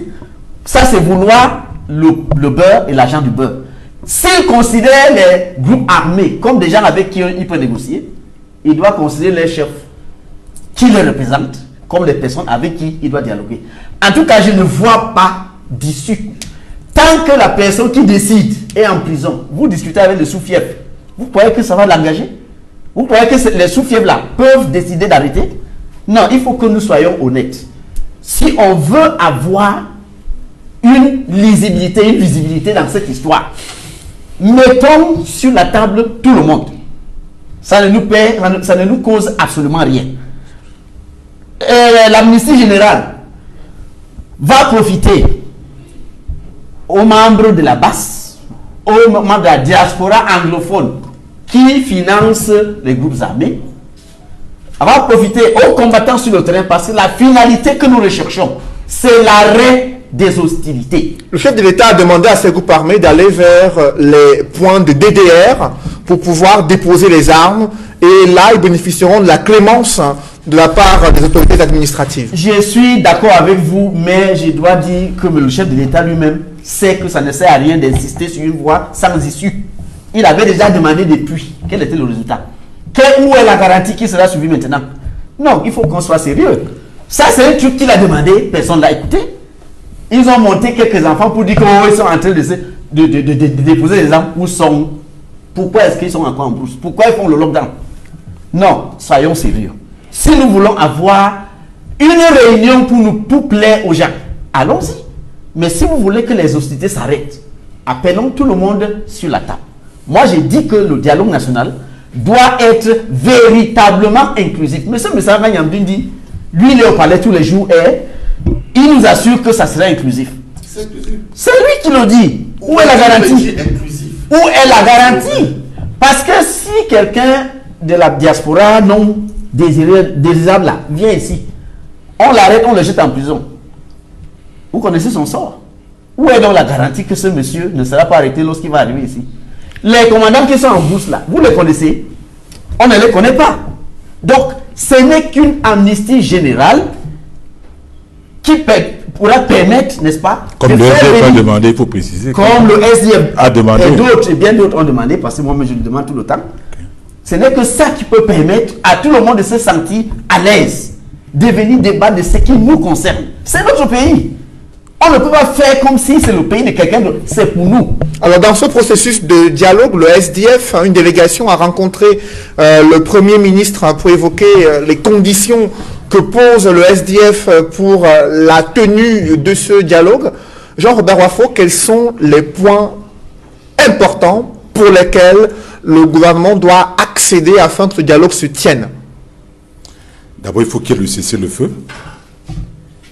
Contrairement à ce que certains bien-pensants qui n'ont de la politique que ce que on leur dit de temps à autre dans les salons pensent, le gouvernement peut dans un premier temps proclamer un cessez-le-feu. Ça s'est passé ailleurs, même au Sénégal, par exemple, pour le problème de la Casamance. L'armée ne s'écroulera jamais. Et même en Colombie. Et même en Colombie, une armée républicaine ne s'écroulera jamais. L'armée a des chefs, a un chef, le président de la République est commandant en chef, il dit, je proclame le cessez-le-feu. À ce moment, les bandes armées seront face à leurs responsabilités. Si elles aussi ne déposent pas les armes, le peuple sera pris à témoin et les conséquences seront tirées. Toujours est-il que c'est d'abord l'armée régulière, le commandant en chef de l'armée régulière, le chef politique, c'est-à-dire le président de la République, qui généralement proclame d'abord. Deuxième chose, nous demandons qu'il y ait un médiateur neutre. Parce que, bon, le président de la République a dit que c'est le Premier ministre qui va conduire les travaux. Mais ça, parce qu'on conduit les travaux, qu'on est le médiateur. Pour vous, un médiateur neutre doit avoir quel profil? Un médiateur, par exemple, comme en Casamance, c'était une mission catholique qui avait été désignée, j'oublie le nom. Vous ne pouvez pas être juge et parti. Parce que le Premier ministre est chef du gouvernement. Ça veut dire qu'il est chef du gouvernement qui est en majorité constitué des militants du RDPC, ça veut dire des cadres du RDPC. Alors, à partir du moment où on ne peut pas être juge et parti, l'opposition également, c'est difficile qu'on accepte que l'un d'eux devienne médiateur, il faudrait un médiateur neutre. Et nous avons accueilli et approuvé le fait que, durant cette rencontre avec le Premier ministre, il nous a fait part de ce que l'ONU, l'Union africaine, le Commonwealth, était disposé, n'est-ce pas, à accompagner ce dialogue. Et nous avons également fait une proposition dans le sens que soit également que certains blocs de pays amis puissent participer. Par exemple, le bloc notamment constitué des États-Unis, du Canada et de l'Allemagne, qui sont des partenaires déjà même économiques assez importants. Parce qu'on dit souvent que quand vous donnez de l'argent, c'est ceux qui donnent de l'argent qui, à un moment donné, dictent. Et puis, comme c'est des gens qui sont censés donc être neutres, du moins qui sont censés être plus neutres que les parties prenantes camerounaises, en dehors, par exemple, des membres du clergé, il est tout à fait normal qu'au lieu que ce dialogue, au lieu que le médiateur vienne du parti, État, que ce soit plutôt quelqu'un d'autre qui ne soit même pas de l'opposition, mais quelqu'un qui soit est reconnu comme une personnalité neutre, indépendante, qui a une certaine densité morale reconnue. On les connaît au Cameroun. Et qui n'a jamais appartenu à un parti politique. On les connaît également au Cameroun. Nous avons également demandé que les forces de défense et de sécurité, que le président de la République a convié à ce dialogue. Nous avons dit qu'il ne saurait participer à ce dialogue. Et pourquoi? Mais écoutez, M. Seydi Noufélé, ce n'est pas par hasard qu'on appelle l'armée la grande muette. La grande muette, c'est-à-dire elle ne parle pas. Comment vous ne parlez pas et puis vous pouvez participer à un dialogue? Ce n'est pas possible. Ce n'est pas pour rien que dans l'armée, c'est-à-dire on interdit à ses membres, je dis aux militaires, de se constituer en syndicat et d'être affiliés à un parti politique. Ce n'est pas pour rien que dans l'armée, il y a un tribunal spécial qu'on appelle le tribunal militaire. Vous ne pouvez pas demander à l'armée de venir participer à un dialogue qui est d'essence politique. Et puis on a vu qu'on a utilisé, quand le commandant en chef a donc demandé à l'armée dans les sévices, donc du moins d'aller atténuer cette crise du côté des régions du Nord-Ouest et donc malgré les centaines de milliards de francs CFA qu'on a mis à cet effet, le résultat est là, catastrophique, dramatique. Donc laissez l'armée là où elle est. L'armée est chargée d'implémenter les décisions qui ont été prises par les politiques.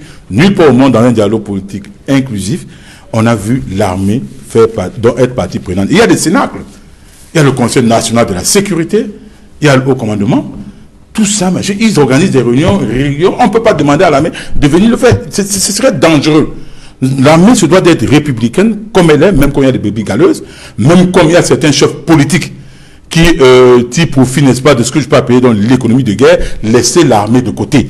Il faut les laisser de côté. De trois, il faudrait également que, ce que nous avons demandé au Premier ministre, c'est que les différents protagonistes de cette crise soient impliqués, n'est-ce pas, dans la phase préparatoire, dans la phase de prise de décision et dans la phase d'implémentation de ces décisions sur le terrain.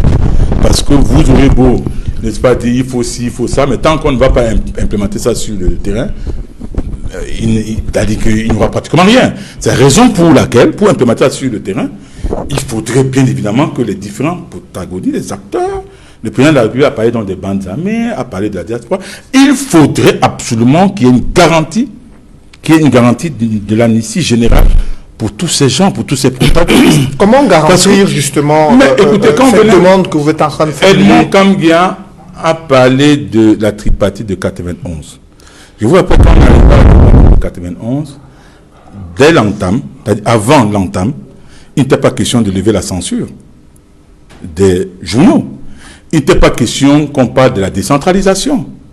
Il n'était pas question que... Donc, je dis, le président de la République a, de mon point de vue, fixé le cap. Et nous, maintenant, qu'est-ce que nous avons fait au SDF? Nous avons donné notre position affichée initiale, c'est-à-dire les annonces, les positions tactiques, et Et bien évidemment, nous avons des positions objectives qui sont en interne. Vous n'avez pas me demandé de les décliner ici. Cette position objective est dictée par un certain nombre d'objectifs que nous voulons atteindre. Et si ça ne marche pas, nous aurons une position de repli, c'est tout à fait normal.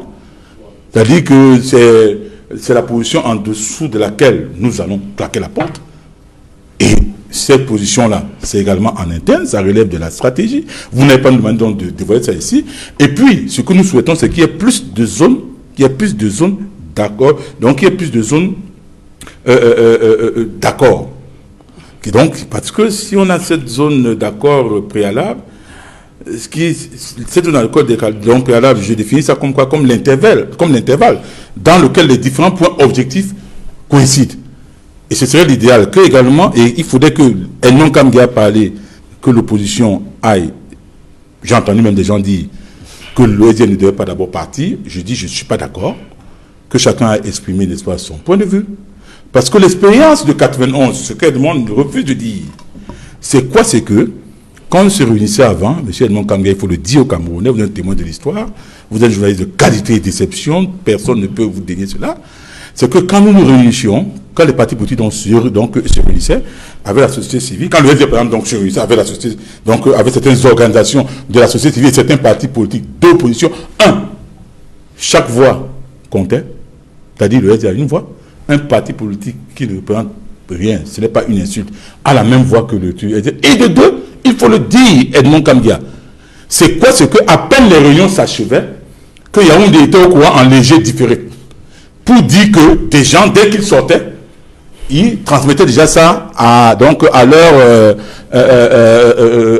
petits copains de Yaoundé. Nous tirons cette expérience, nous tirons les leçons de cette expérience, que ça plaise ou pas, que chacun aille, n'est-ce pas, là-bas, il dépose, il exprime son point de vue, on va se retrouver là-bas, et que chacun rende public.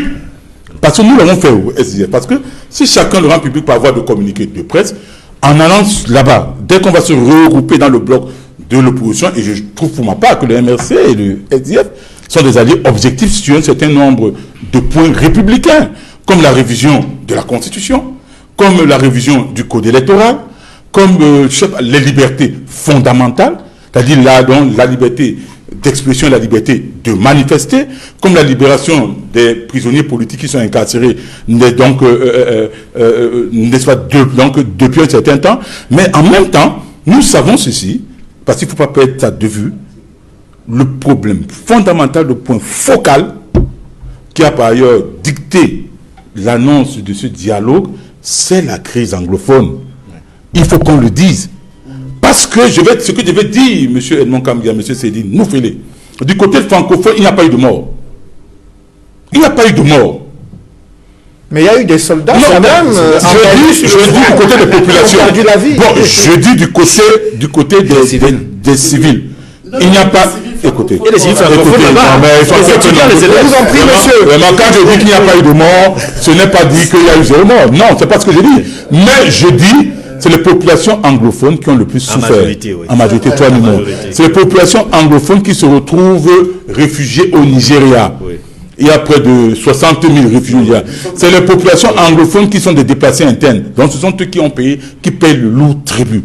Et c'est la raison pour laquelle, dans un des pays également, nous avons dit, il faut, pour ne pas qu'on retombe dans les erreurs de 72, il y a eu un braquage constitutionnel de la Constitution fédérale, si je peux me répéter ainsi. Oui. Qui a été reconduit en 84, quand on est passé, n'est-ce pas, de la République unie du Cameroun à la République du Cameroun, revenant de ce fait avant 61, pour éviter cela, il ne faudrait pas que les anglophones soient noyés dans la majorité francophone. Parce que si c'est le cas, rien ne va aboutir. Justement. Et nous insistons sur ce point, monsieur Sédine. Je vais vous dire pourquoi nous insistons là-dessus. Comme je l'ai dit, quand on regarde les catégories qui sont invitées, pour la plupart, c'est des faux. C'est-à-dire que quand on va faire le décompte à la fin, le décompte sera que c'est les francophones qui sont majoritaires. Alors, vos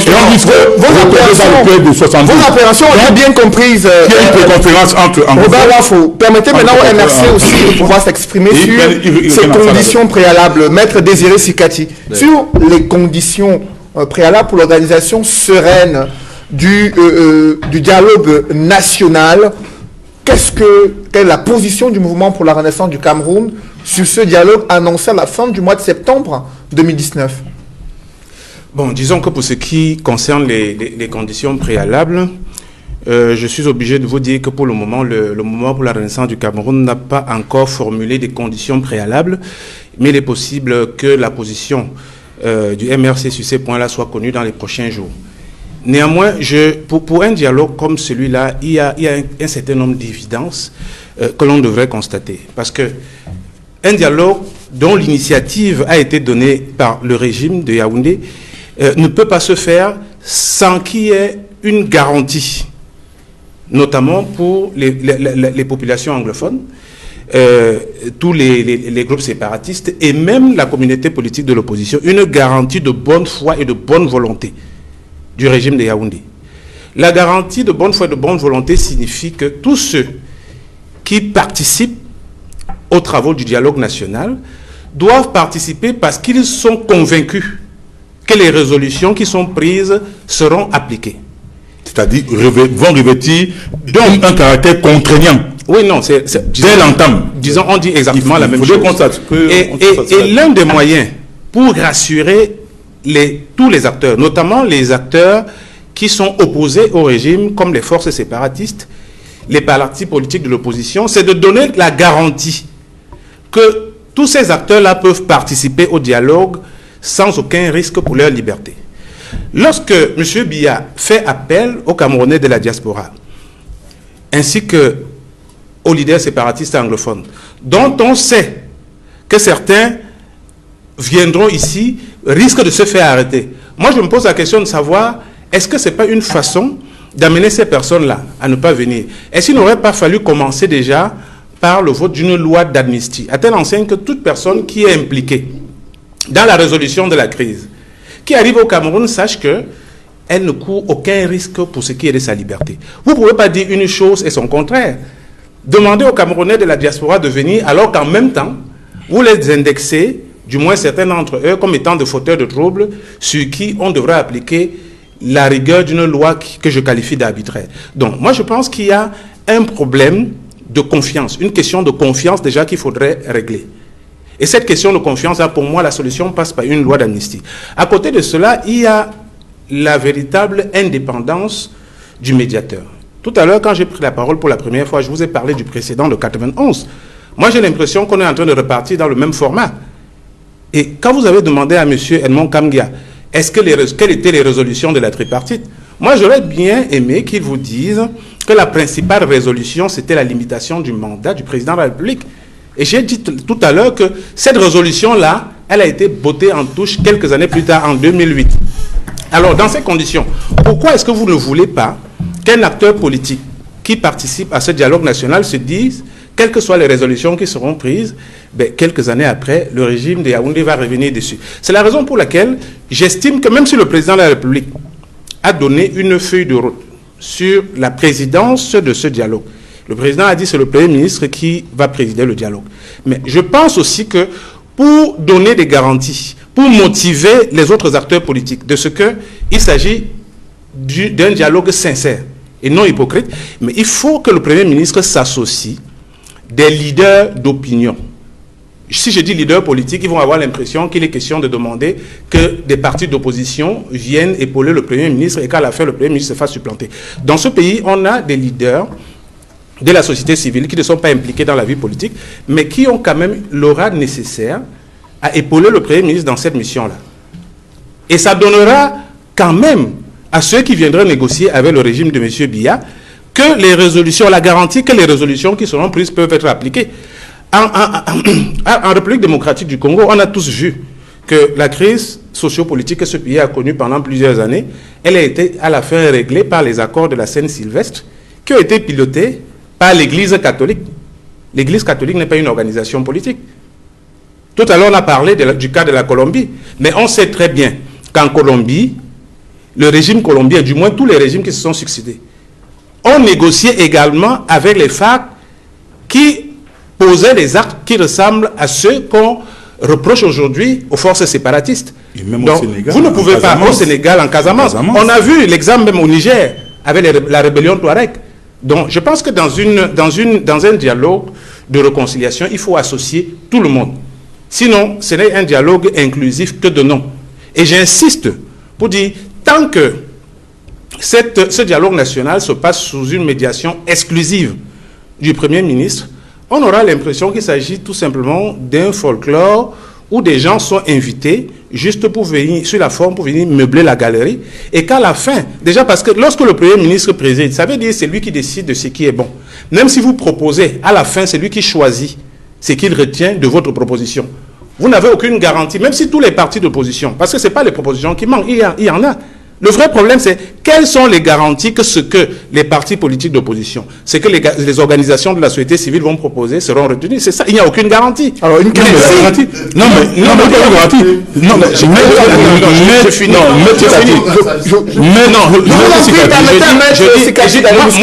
je parle avec un exemple historique. Voilà, je parle pas en l'air. Un exemple historique, c'est la tripartie de 1991, dont nous savons très bien que les résolutions capitales n'ont jamais été implémentées. Que ce soit la décentralisation, que ce soit la limitation de mandats, n'ont jamais été implémentées.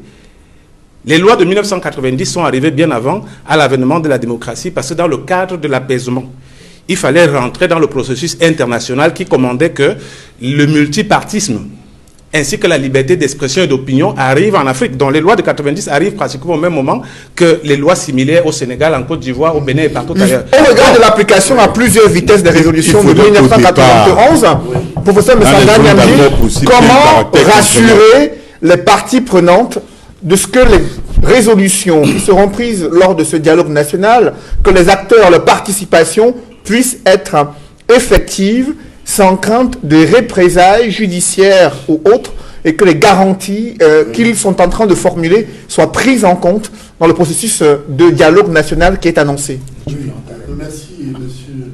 Il fallait de me repasser aussi en fait la parole, parce que certains la confient oublient aussi que le RDPC, du moins la partie qui représente ici le parti du pouvoir, a aussi des choses à dire.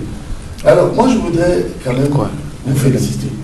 Parce que sur ce plateau, d'après discours du président de la République, tous pratiquement ici avons une culture juridique. Mais alors, moi j'entends tout.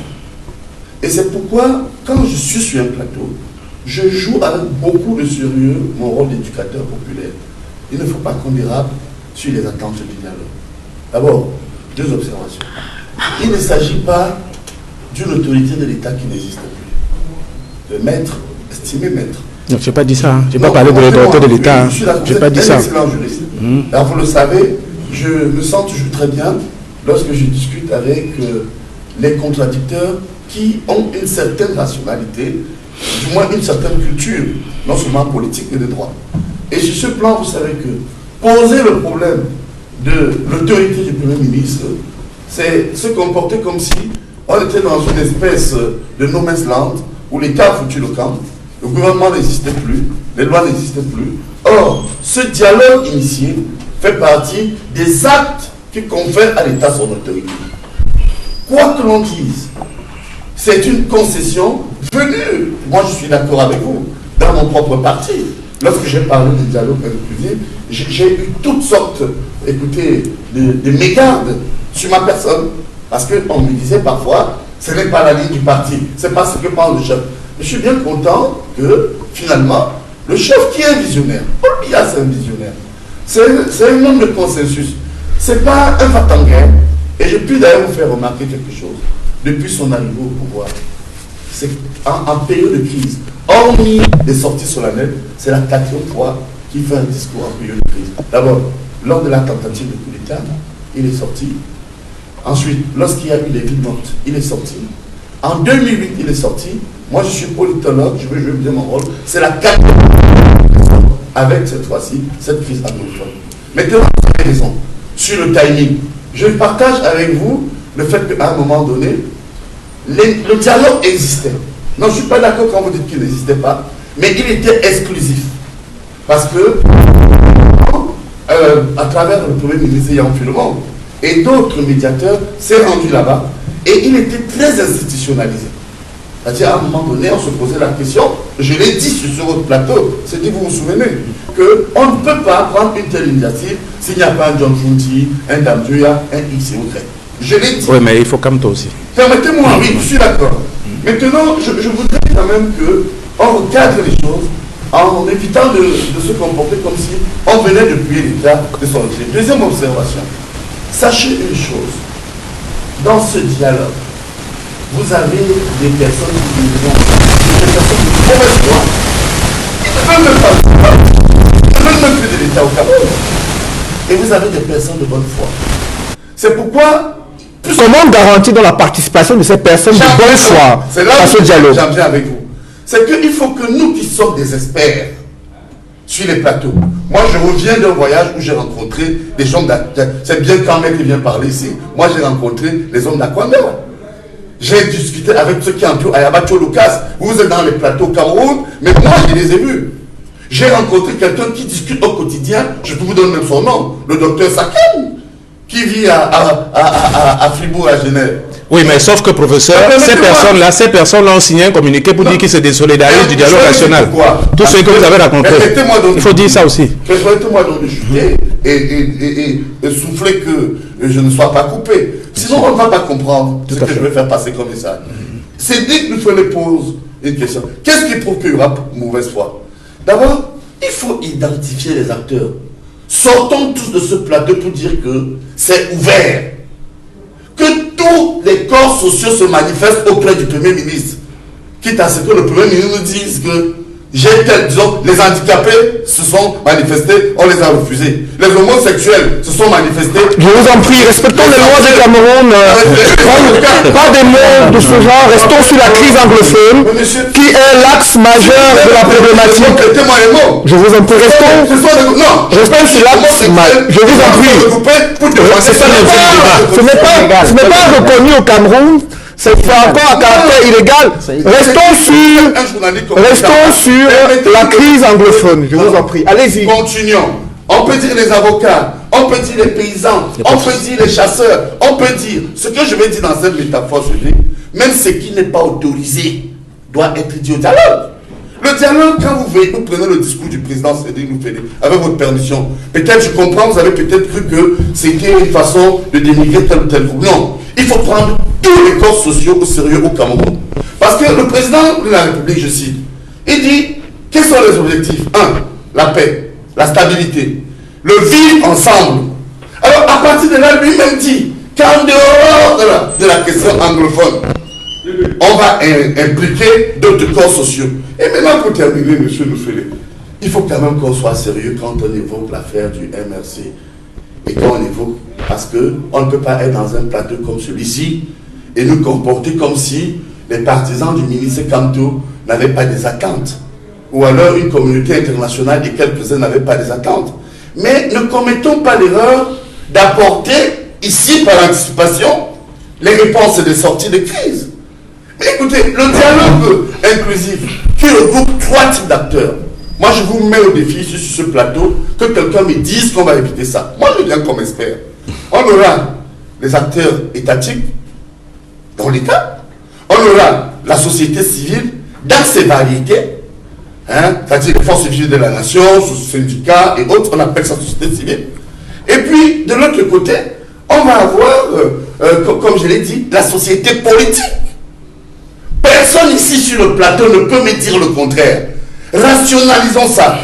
Professeur de Acteurs politiques. Faut-il une amnistie générale pour permettre à tous les acteurs sociaux-politiques arrêtés dans le cadre de la crise anglophone et ceux du mouvement pour la renaissance du Cameroun de pouvoir eux aussi participer à ce grand dialogue national? Êtes-vous d'accord avec le SGF dans le tel qui réclame une amnistie générale? Je vous en prie, permettez à la personne de répondre. Je me sens bien avec vous, M. Noufélé, parce que vous êtes un journaliste honnête et froid. Surtout froid. Quand vous le dites, j'ai la faiblesse de penser que maintenant, non. Pourquoi? Parce que le président de la République, dans son discours, a mis en avant le mode juridictionnel. Et vous voyez bien que je l'ai fait exprès en rappelant cela, en disant que le droit à lui seul ne peut pas résoudre tous les problèmes. Alors maintenant que nous sommes dans une situation ad hoc, ça peut être une résolution, et va même plus loin que mes copanélistes de l'opposition. Puisque moi, je viens d'ailleurs ici vous dire que, mais rendons obligatoire, contrairement à ce qui s'est passé à la tripartite, les résolutions et les recommandations. On peut faire de ça et nous comporter comme si celles-ci sont des conventions. Non. Alors moi je pense non, que... Professeur. Non, c'est une image. Professeur. À partir de là, je réponds en vous disant clairement que ne mettons pas la chair avant les bœufs.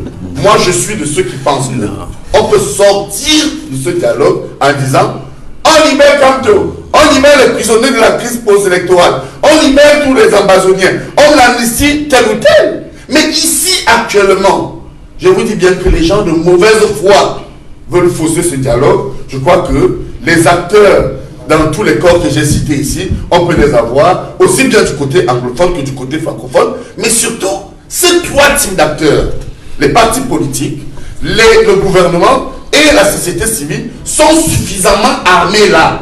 C'est pourquoi je leur dis, et je suis là-dessus, que tous les corps sociaux mettent en place des groupes de travail. Je crois qu'ils auront des choses à dire, y compris... Et sur la question de médiateur neutre, qui pourrait être un médiateur international pour pouvoir garantir à la fois la sincérité des échanges et les résolutions qui pourraient être appliquées de façon contraignante pour toutes les parties prenantes à ces travaux. Vous faites bien d'ailleurs de convoquer cela. C'est ce qui a manqué à la tripartite. Si le gouvernement s'engage, c'est plus ou moins impacté et qui doit être effectif. Je crois qu'on peut mettre en place un observatoire qui regarde le champ d'application de ce qui va se passer. Prenons un cas vraiment tout bête, monsieur Nofela. Quand nous sommes sortis de la tripartite, peut-être appelons ça erreur, les partis de l'opposition eux-mêmes n'étaient pas unis. Moi, j'ai la faiblesse de dire à mon ami Robert. Robert est un ami. Hein, au-delà des plateaux, comme tout le monde, parmi nous ici. Je vous dis que la faiblesse de ce pays, ce sont les opposants. Ce sont les adversaires du régime parce qu'ils ne sont pas unis. Mais regardez, je suis témoin de manière ad hoc d'une initiative qui s'est opérée à Genève avec ce qu'on appelle les ambazoniens. D'abord, il était question de dire à ces gens, ce dialogue concerne qui? Si je vous pose la question, mais je vais répondre parce que c'est pas moi, c'est Dick Noufélé. C'est lui qui pose des questions. Ce dialogue concerne d'abord les Camerounais. Si vous ne vous sentez pas Camerounais, ne venez pas. Il concerne d'abord les Camerounais. À partir du moment où c'est un dialogue qui concerne les Camerounais, il est tout à fait normal pour moi, et je termine dessus, qu'on se pose une seule question centrale. Au regard de votre brillante et pertinente question. Pourquoi ça bloque toujours? Est-ce qu'il y a dialogue aujourd'hui parce que, effectivement, les gens ont pris des armes et se sont attaqués à l'État? Non, je suis de ceux qui pensent qu'il y a un dialogue parce qu'il y a une malgouvernance sectorielle. Et la question même est de se poser la question, est-ce qu'en réalité, on va au dialogue parce qu'on a suffisamment appliqué les lois de la République? Je suis de ceux qui disent non. Certains ont confisqué l'État. Je suis d'accord. Et est-ce qu'aujourd'hui, ces mêmes personnes vont changer puisque je vous prends un exemple et je vais terminer là-dessus. Prenez le cas du FODIA, qui avait été organisé par le ministère du Commerce. Pourquoi on ne l'a jamais mis en œuvre? Moi, les membres de la diaspora m'ont posé la question. Prenez un deuxième cas, le FODIAS, organisé par le ministère des Relations extérieures. Il est passé où? Il y a les faucons dans le régime et dans l'opposition qui veulent que ça meure. Et puis, plus loin encore, nous pouvons nous poser la question. Est-ce que dans ce jeu de dialogue, le Premier ministre va s'entourer des technocrates du Premier ministère pour organiser les commissions? Voilà la vraie question. Est-ce que à la présidence de la République, ces faucons que je connais là, qui ont bloqué l'État, qui d'ailleurs au moment où on prépare le dialogue, se disent, bon, quand ils vont finir de faire leur affaire là, on va reprendre le contrôle des choses en main.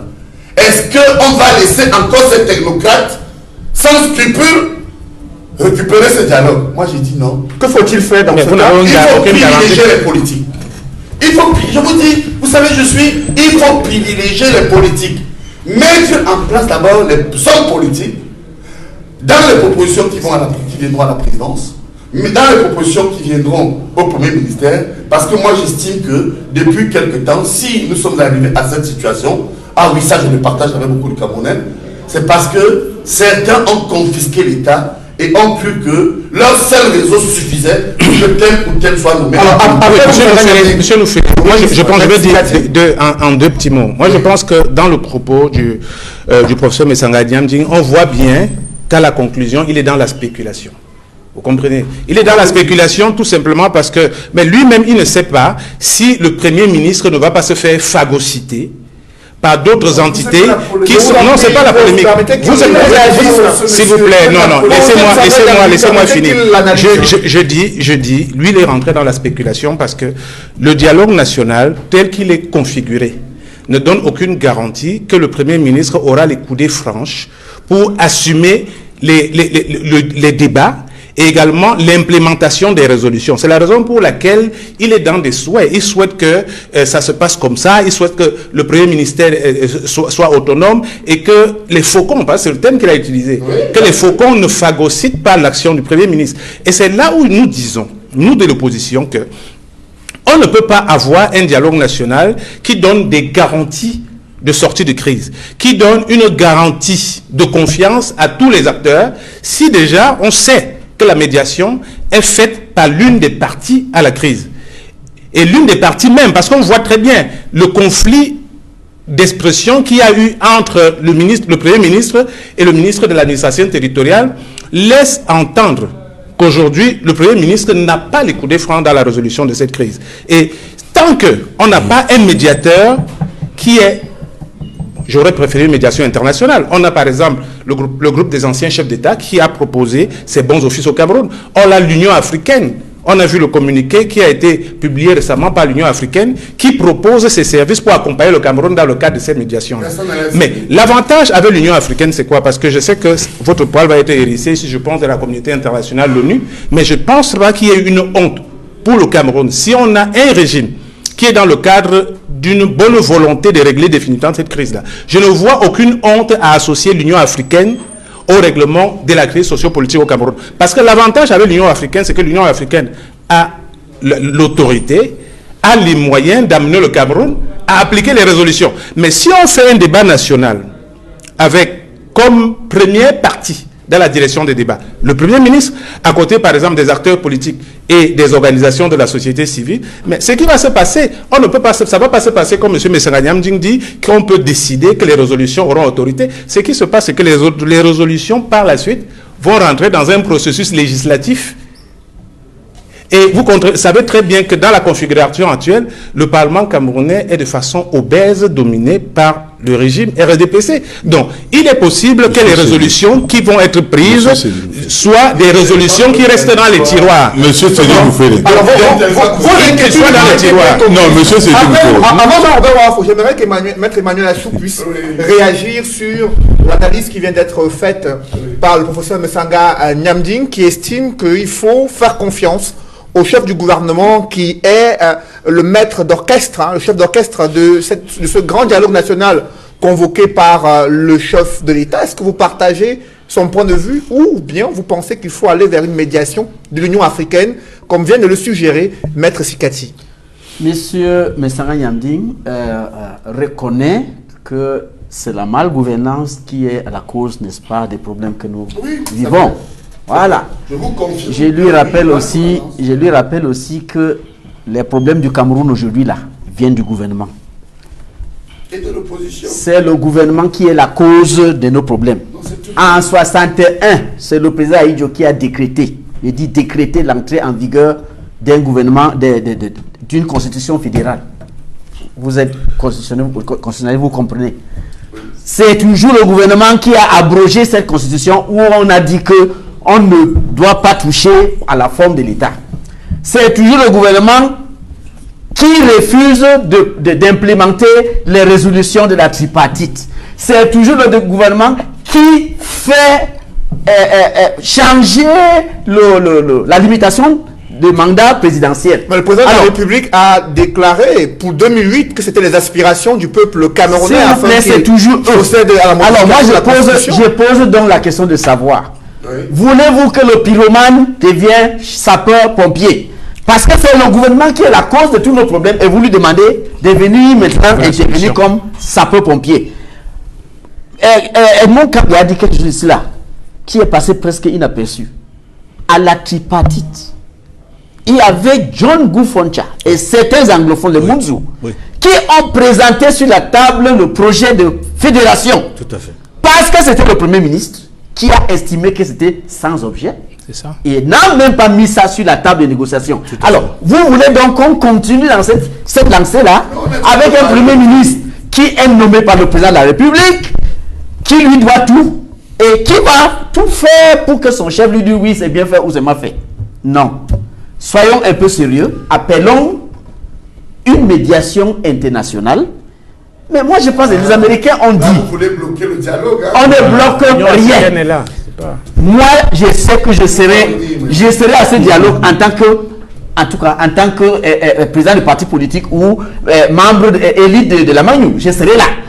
C'est bien. Mais vous ne pouvez pas me dire que je vais aller dialoguer dans une salle où le Premier ministre est libre de... D'abord, il va déterminer ce sur quoi on va parler. Non, il n'était Ah, pas. il va... Mais comment? Non, ce n'est pas prévu. C'est lui qui préside. Non. Où est la garantie? Vous n'avez aucune garantie. Non, c'est pas ça la garantie. S'il vous plaît, je pense que vous devez... Je vous en prie, professeur, vous me permettez qu'il aille jusqu'au bout. Maître Emmanuel Achou, vous avez la Ne parole. décidez rien. J'ai dit donc que pour que tout le monde soit à l'aise, on doit demander une médiation internationale.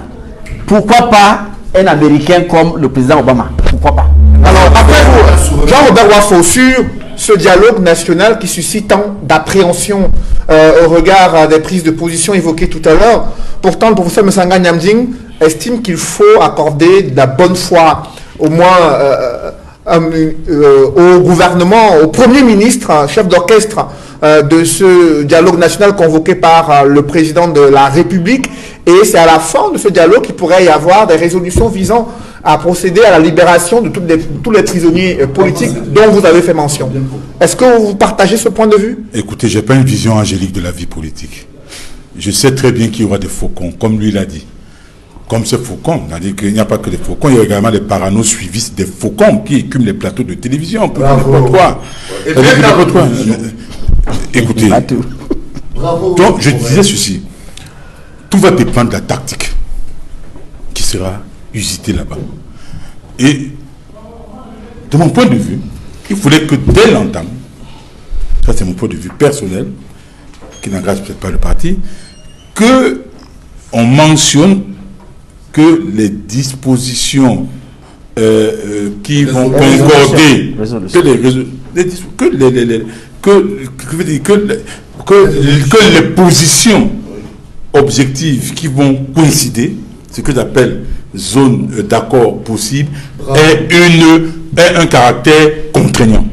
Nous sommes d'accord. Il faut que ce soit clair.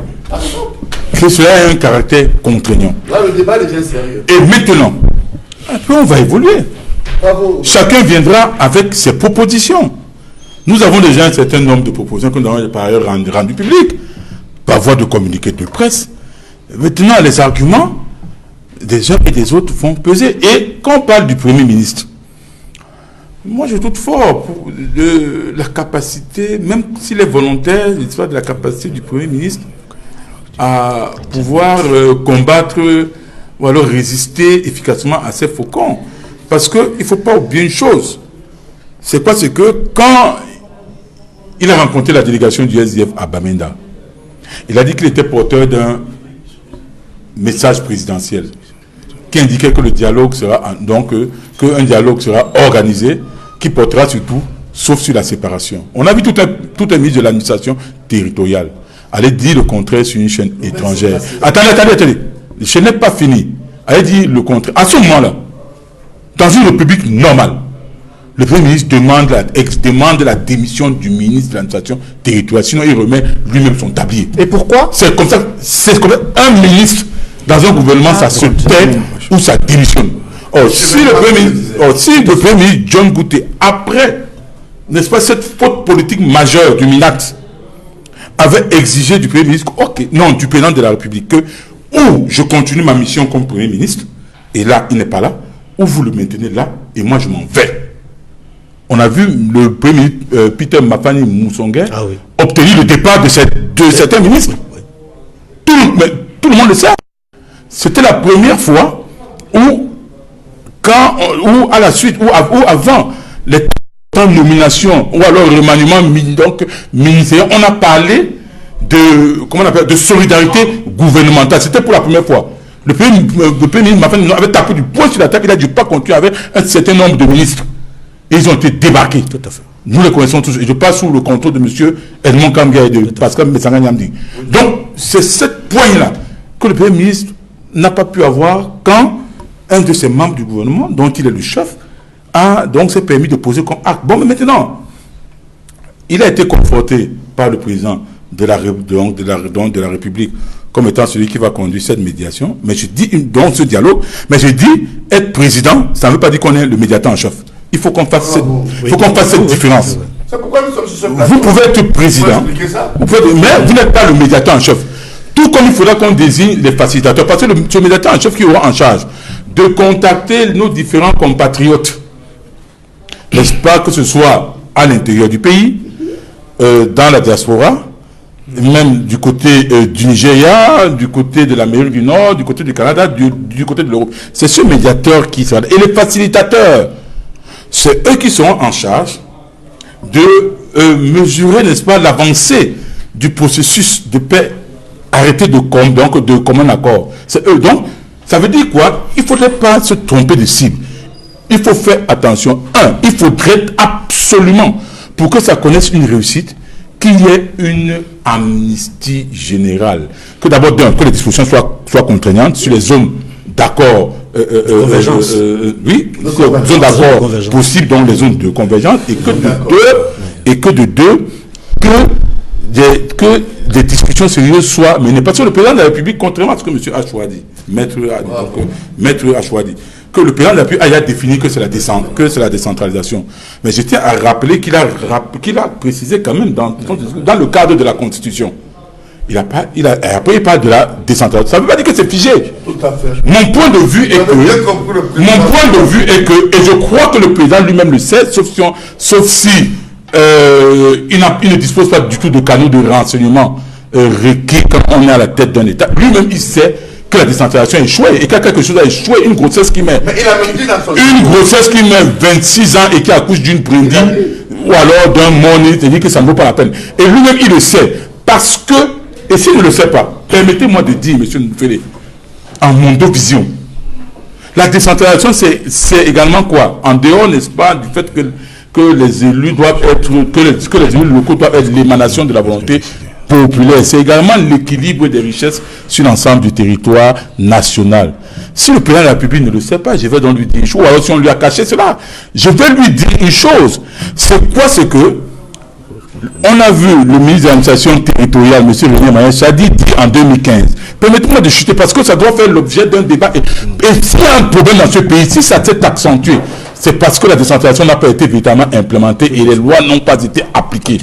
Parce que voyez-vous, M. Cédric Ndoufele, le ministre de l'administration territoriale, René Emmanuel Chadi, l'a dit dans un discours en 2015, que le volume des ressources transférées aux collectivités territoriales décentralisées, communes d'arrondissement et communautés urbaines, de la période 2010 à la période 2015, c'était de 588 milliards de francs CFA.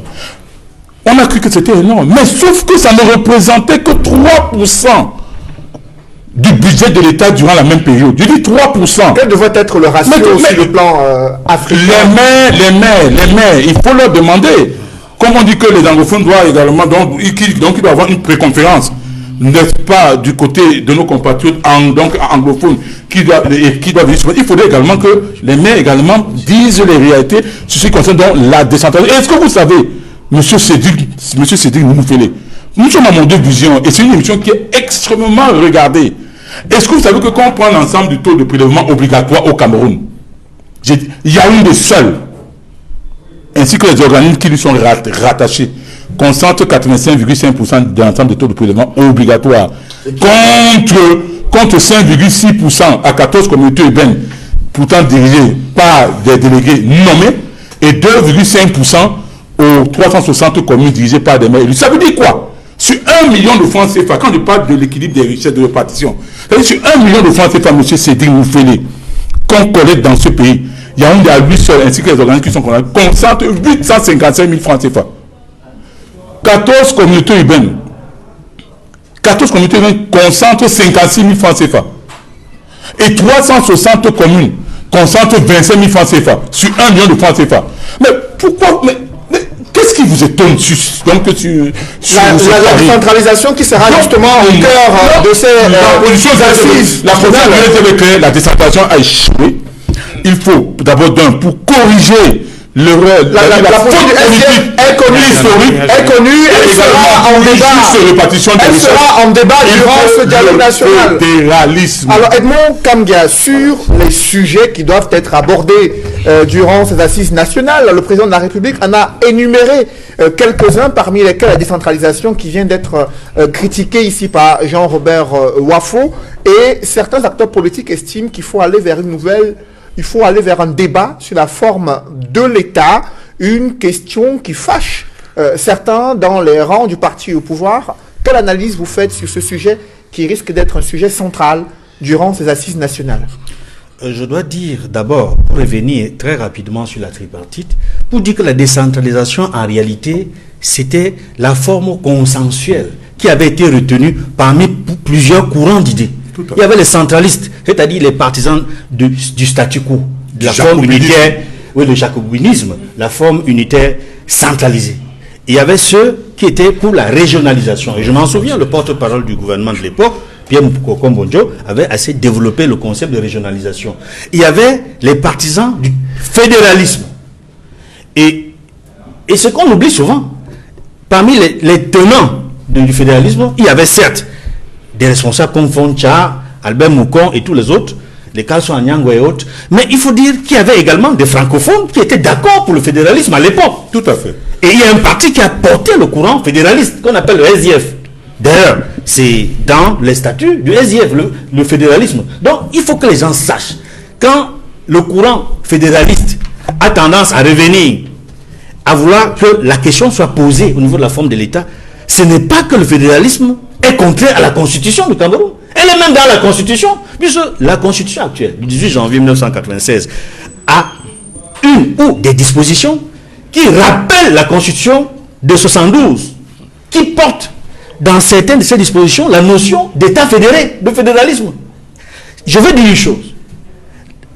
La notion d'État fédéré ou de fédéralisme n'est pas antithétique à la Constitution actuelle. Elle a existé. On a eu une République fédérale du Cameroun qui a évolué vers l'État unitaire et vers la situation dans laquelle on se trouve. Je précisais que la décentralisation, qui, il faut le dire, est le compromis entre les membres de ceux qui voulaient le statu quo et ceux qui voulaient le fédéralisme, n'a malheureusement pas été appliqué. Et c'est la raison pour laquelle le débat se repose encore aujourd'hui. C'est clair, ça c'est deux. La question de la décentralisation, elle n'a pas été véritablement appliquée. Tout comme les autres solutions consensuelles. Parce qu'à la tripartite, les décisions étaient prises de manière consensuelle. Il était indiqué que les décisions seraient appliquées selon les modalités légales. C'est la raison pour laquelle les dispositions précises, certaines dispositions précises qui ont figuré dans la Constitution du 18 janvier 1996 portaient le label, je veux dire, avait le soutien, avait la force de compromis d'une solution consensuelle, et sur laquelle il était indiqué qu'on ne peut pas toucher à ces points-là. C'était particulièrement trois dispositions. Il y a encore l'article 66 de la Constitution sur la déclaration des biens, qui n'a jamais été appliqué, tout simplement parce que, certes, il y a une loi qui porte déclaration des biens à avoir, mais aujourd'hui, la seule chose qui manque pour appliquer la loi sur la déclaration des biens à avoir, ce sont les décrets d'application, et seul le président de la République peut prendre ces décrets d'application pour qu'ils soient fonctionnels. Donc, c'est bloqué au niveau, on pourrait dire, de l'absence de la volonté du chef de l'État, du président de la République, d'appliquer par un décret d'application. Et il y a, on l'a dit, la disposition constitutionnelle qui limitait le mandat présidentiel, 7 ans renouvelable une fois, qui a été modifiée de manière unilatérale. Ça également, c'était une disposition consensuelle qui tient de la tripartite. En 2008, ça a été supprimé. Et le fait que ça a été supprimé de manière unilatérale montre très bien que L'opposition. À l'analyse, oui. L'opposition qui était présente à la tripartite était très volontaire. Malheureusement, elle a failli parce qu'elle n'a pas pu faire en sorte qu'il y ait une disposition contraignante et obligatoire, les décisions. C'est important, mais c'était important de le noter. Nous tirons des leçons. Il faut tirer les leçons. C'est de l'expérience. Il faut tirer les leçons du passé. Ça, c'était. On peut dire qu'il y a eu. On peut dire qu'il y a eu. Donc, c'était des erreurs. Il faut qu'on tire les leçons des erreurs de la tripartite. Il y avait même le statut de l'opposition. Bien sûr. Qui avait été évoqué à la tripartite. Or, si ce statut de l'opposition, par exemple, avait été consigné dans la Constitution, ce qui est arrivé, par exemple, malheureusement, au leader du MRC, je veux dire au MRC et ses alliés, ne serait jamais arrivé. Donc, voilà des choses qui doivent nous édifier, qui doivent nous mûrir avant que nous allions dans ce extrêmement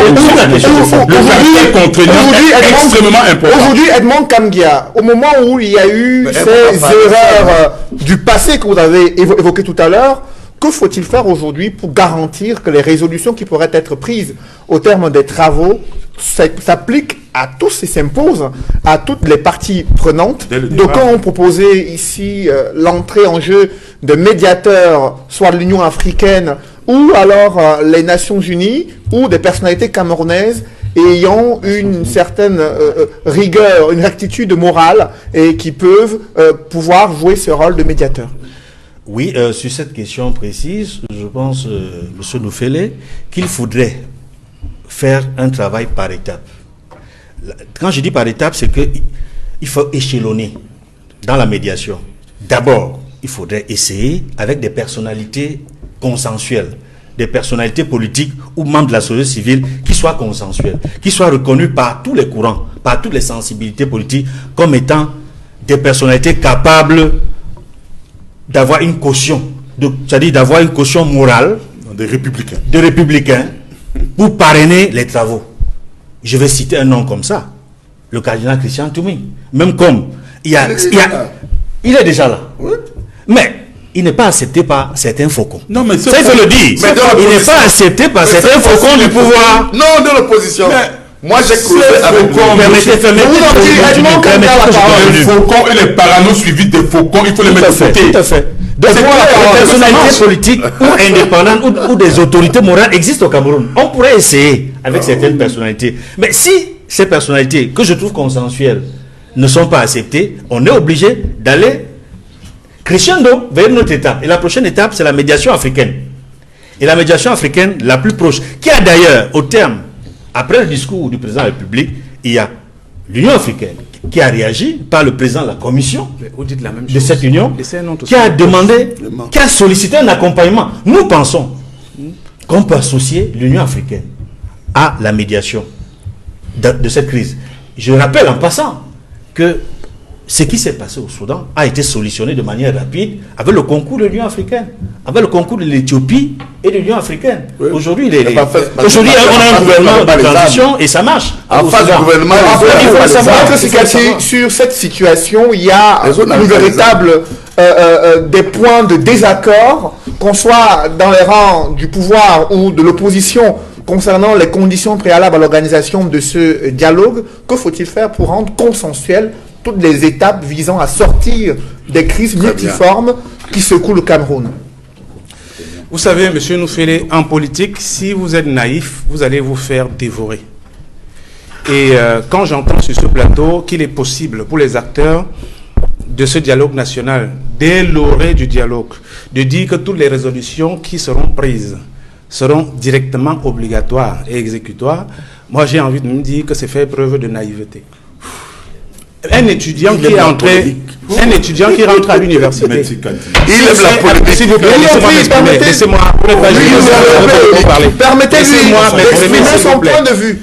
Lorsqu'un étudiant rentre à l'université, dès son premier cours d'introduction au droit, c'est pas M. Messanga Nyamding qui peut me démentir, on lui enseigne que dans l'ordonnancement des normes juridiques, les résolutions qui sont prises dans un comité comme celui de la médiation ont une valeur infraconstitutionnelle, infralégale. Ce qui veut dire que même si pas extraordinaire, il arrive qu'au cours de ce dialogue, il soit décidé d'office que les résolutions seront contraignantes. Je prends un exemple simple. Le mandat du président de la République. Vous prenez une résolution, vous dites le mandat du président de la République sera désormais de 7 ans, renouvelable une fois.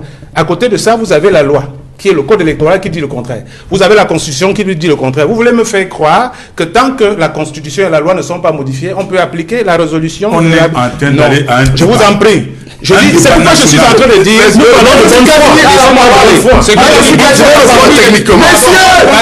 Monsieur, je vous en prie, Massika, c'est la parole. Non, monsieur Wafo me dit qu'il parle de bonne foi. Oui. Moi, je suis quand même surpris que nous avons l'expérience en la matière. Vous avez l'expérience en matière, sauf que ça fait, je ne sais pas combien d'années ça fait, vous étiez acteur principal. Nous avons tiré les leçons du passé. Vous n'avez aucune garantie que les leçons du passé ne vont pas vous rattraper encore cette fois-ci. C'est la raison pour laquelle je dis, il n'y a qu'une médiation indépendante qui peut donner la certitude que les résolutions seront appliquées. Si on a la médiation est donc non, la médiation, tout n'est pas garanti.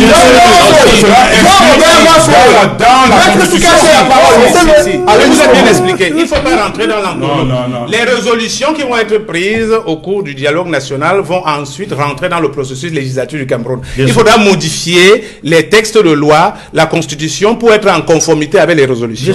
Et maintenant, ce qui va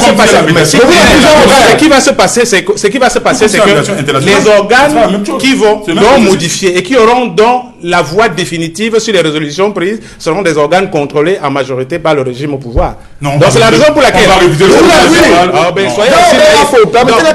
l'avantage, je vous ai donné tout à l'heure l'exemple. L'avantage avec un médiateur indépendant, quand je parle de médiateur indépendant, c'est-à-dire un médiateur qui n'a aucun lien de filiation, ni incestueux, ni légitime avec le pouvoir en place. L'avantage, c'est que ce médiateur peut revendiquer à corps et à cri, même après les travaux, que les résolutions soient appliquées. Alors après, pour professeur Msanga Nyambi, comment on fait? Jean-Robert, je vous en prie. Jean-Robert, je vous en prie, messieurs.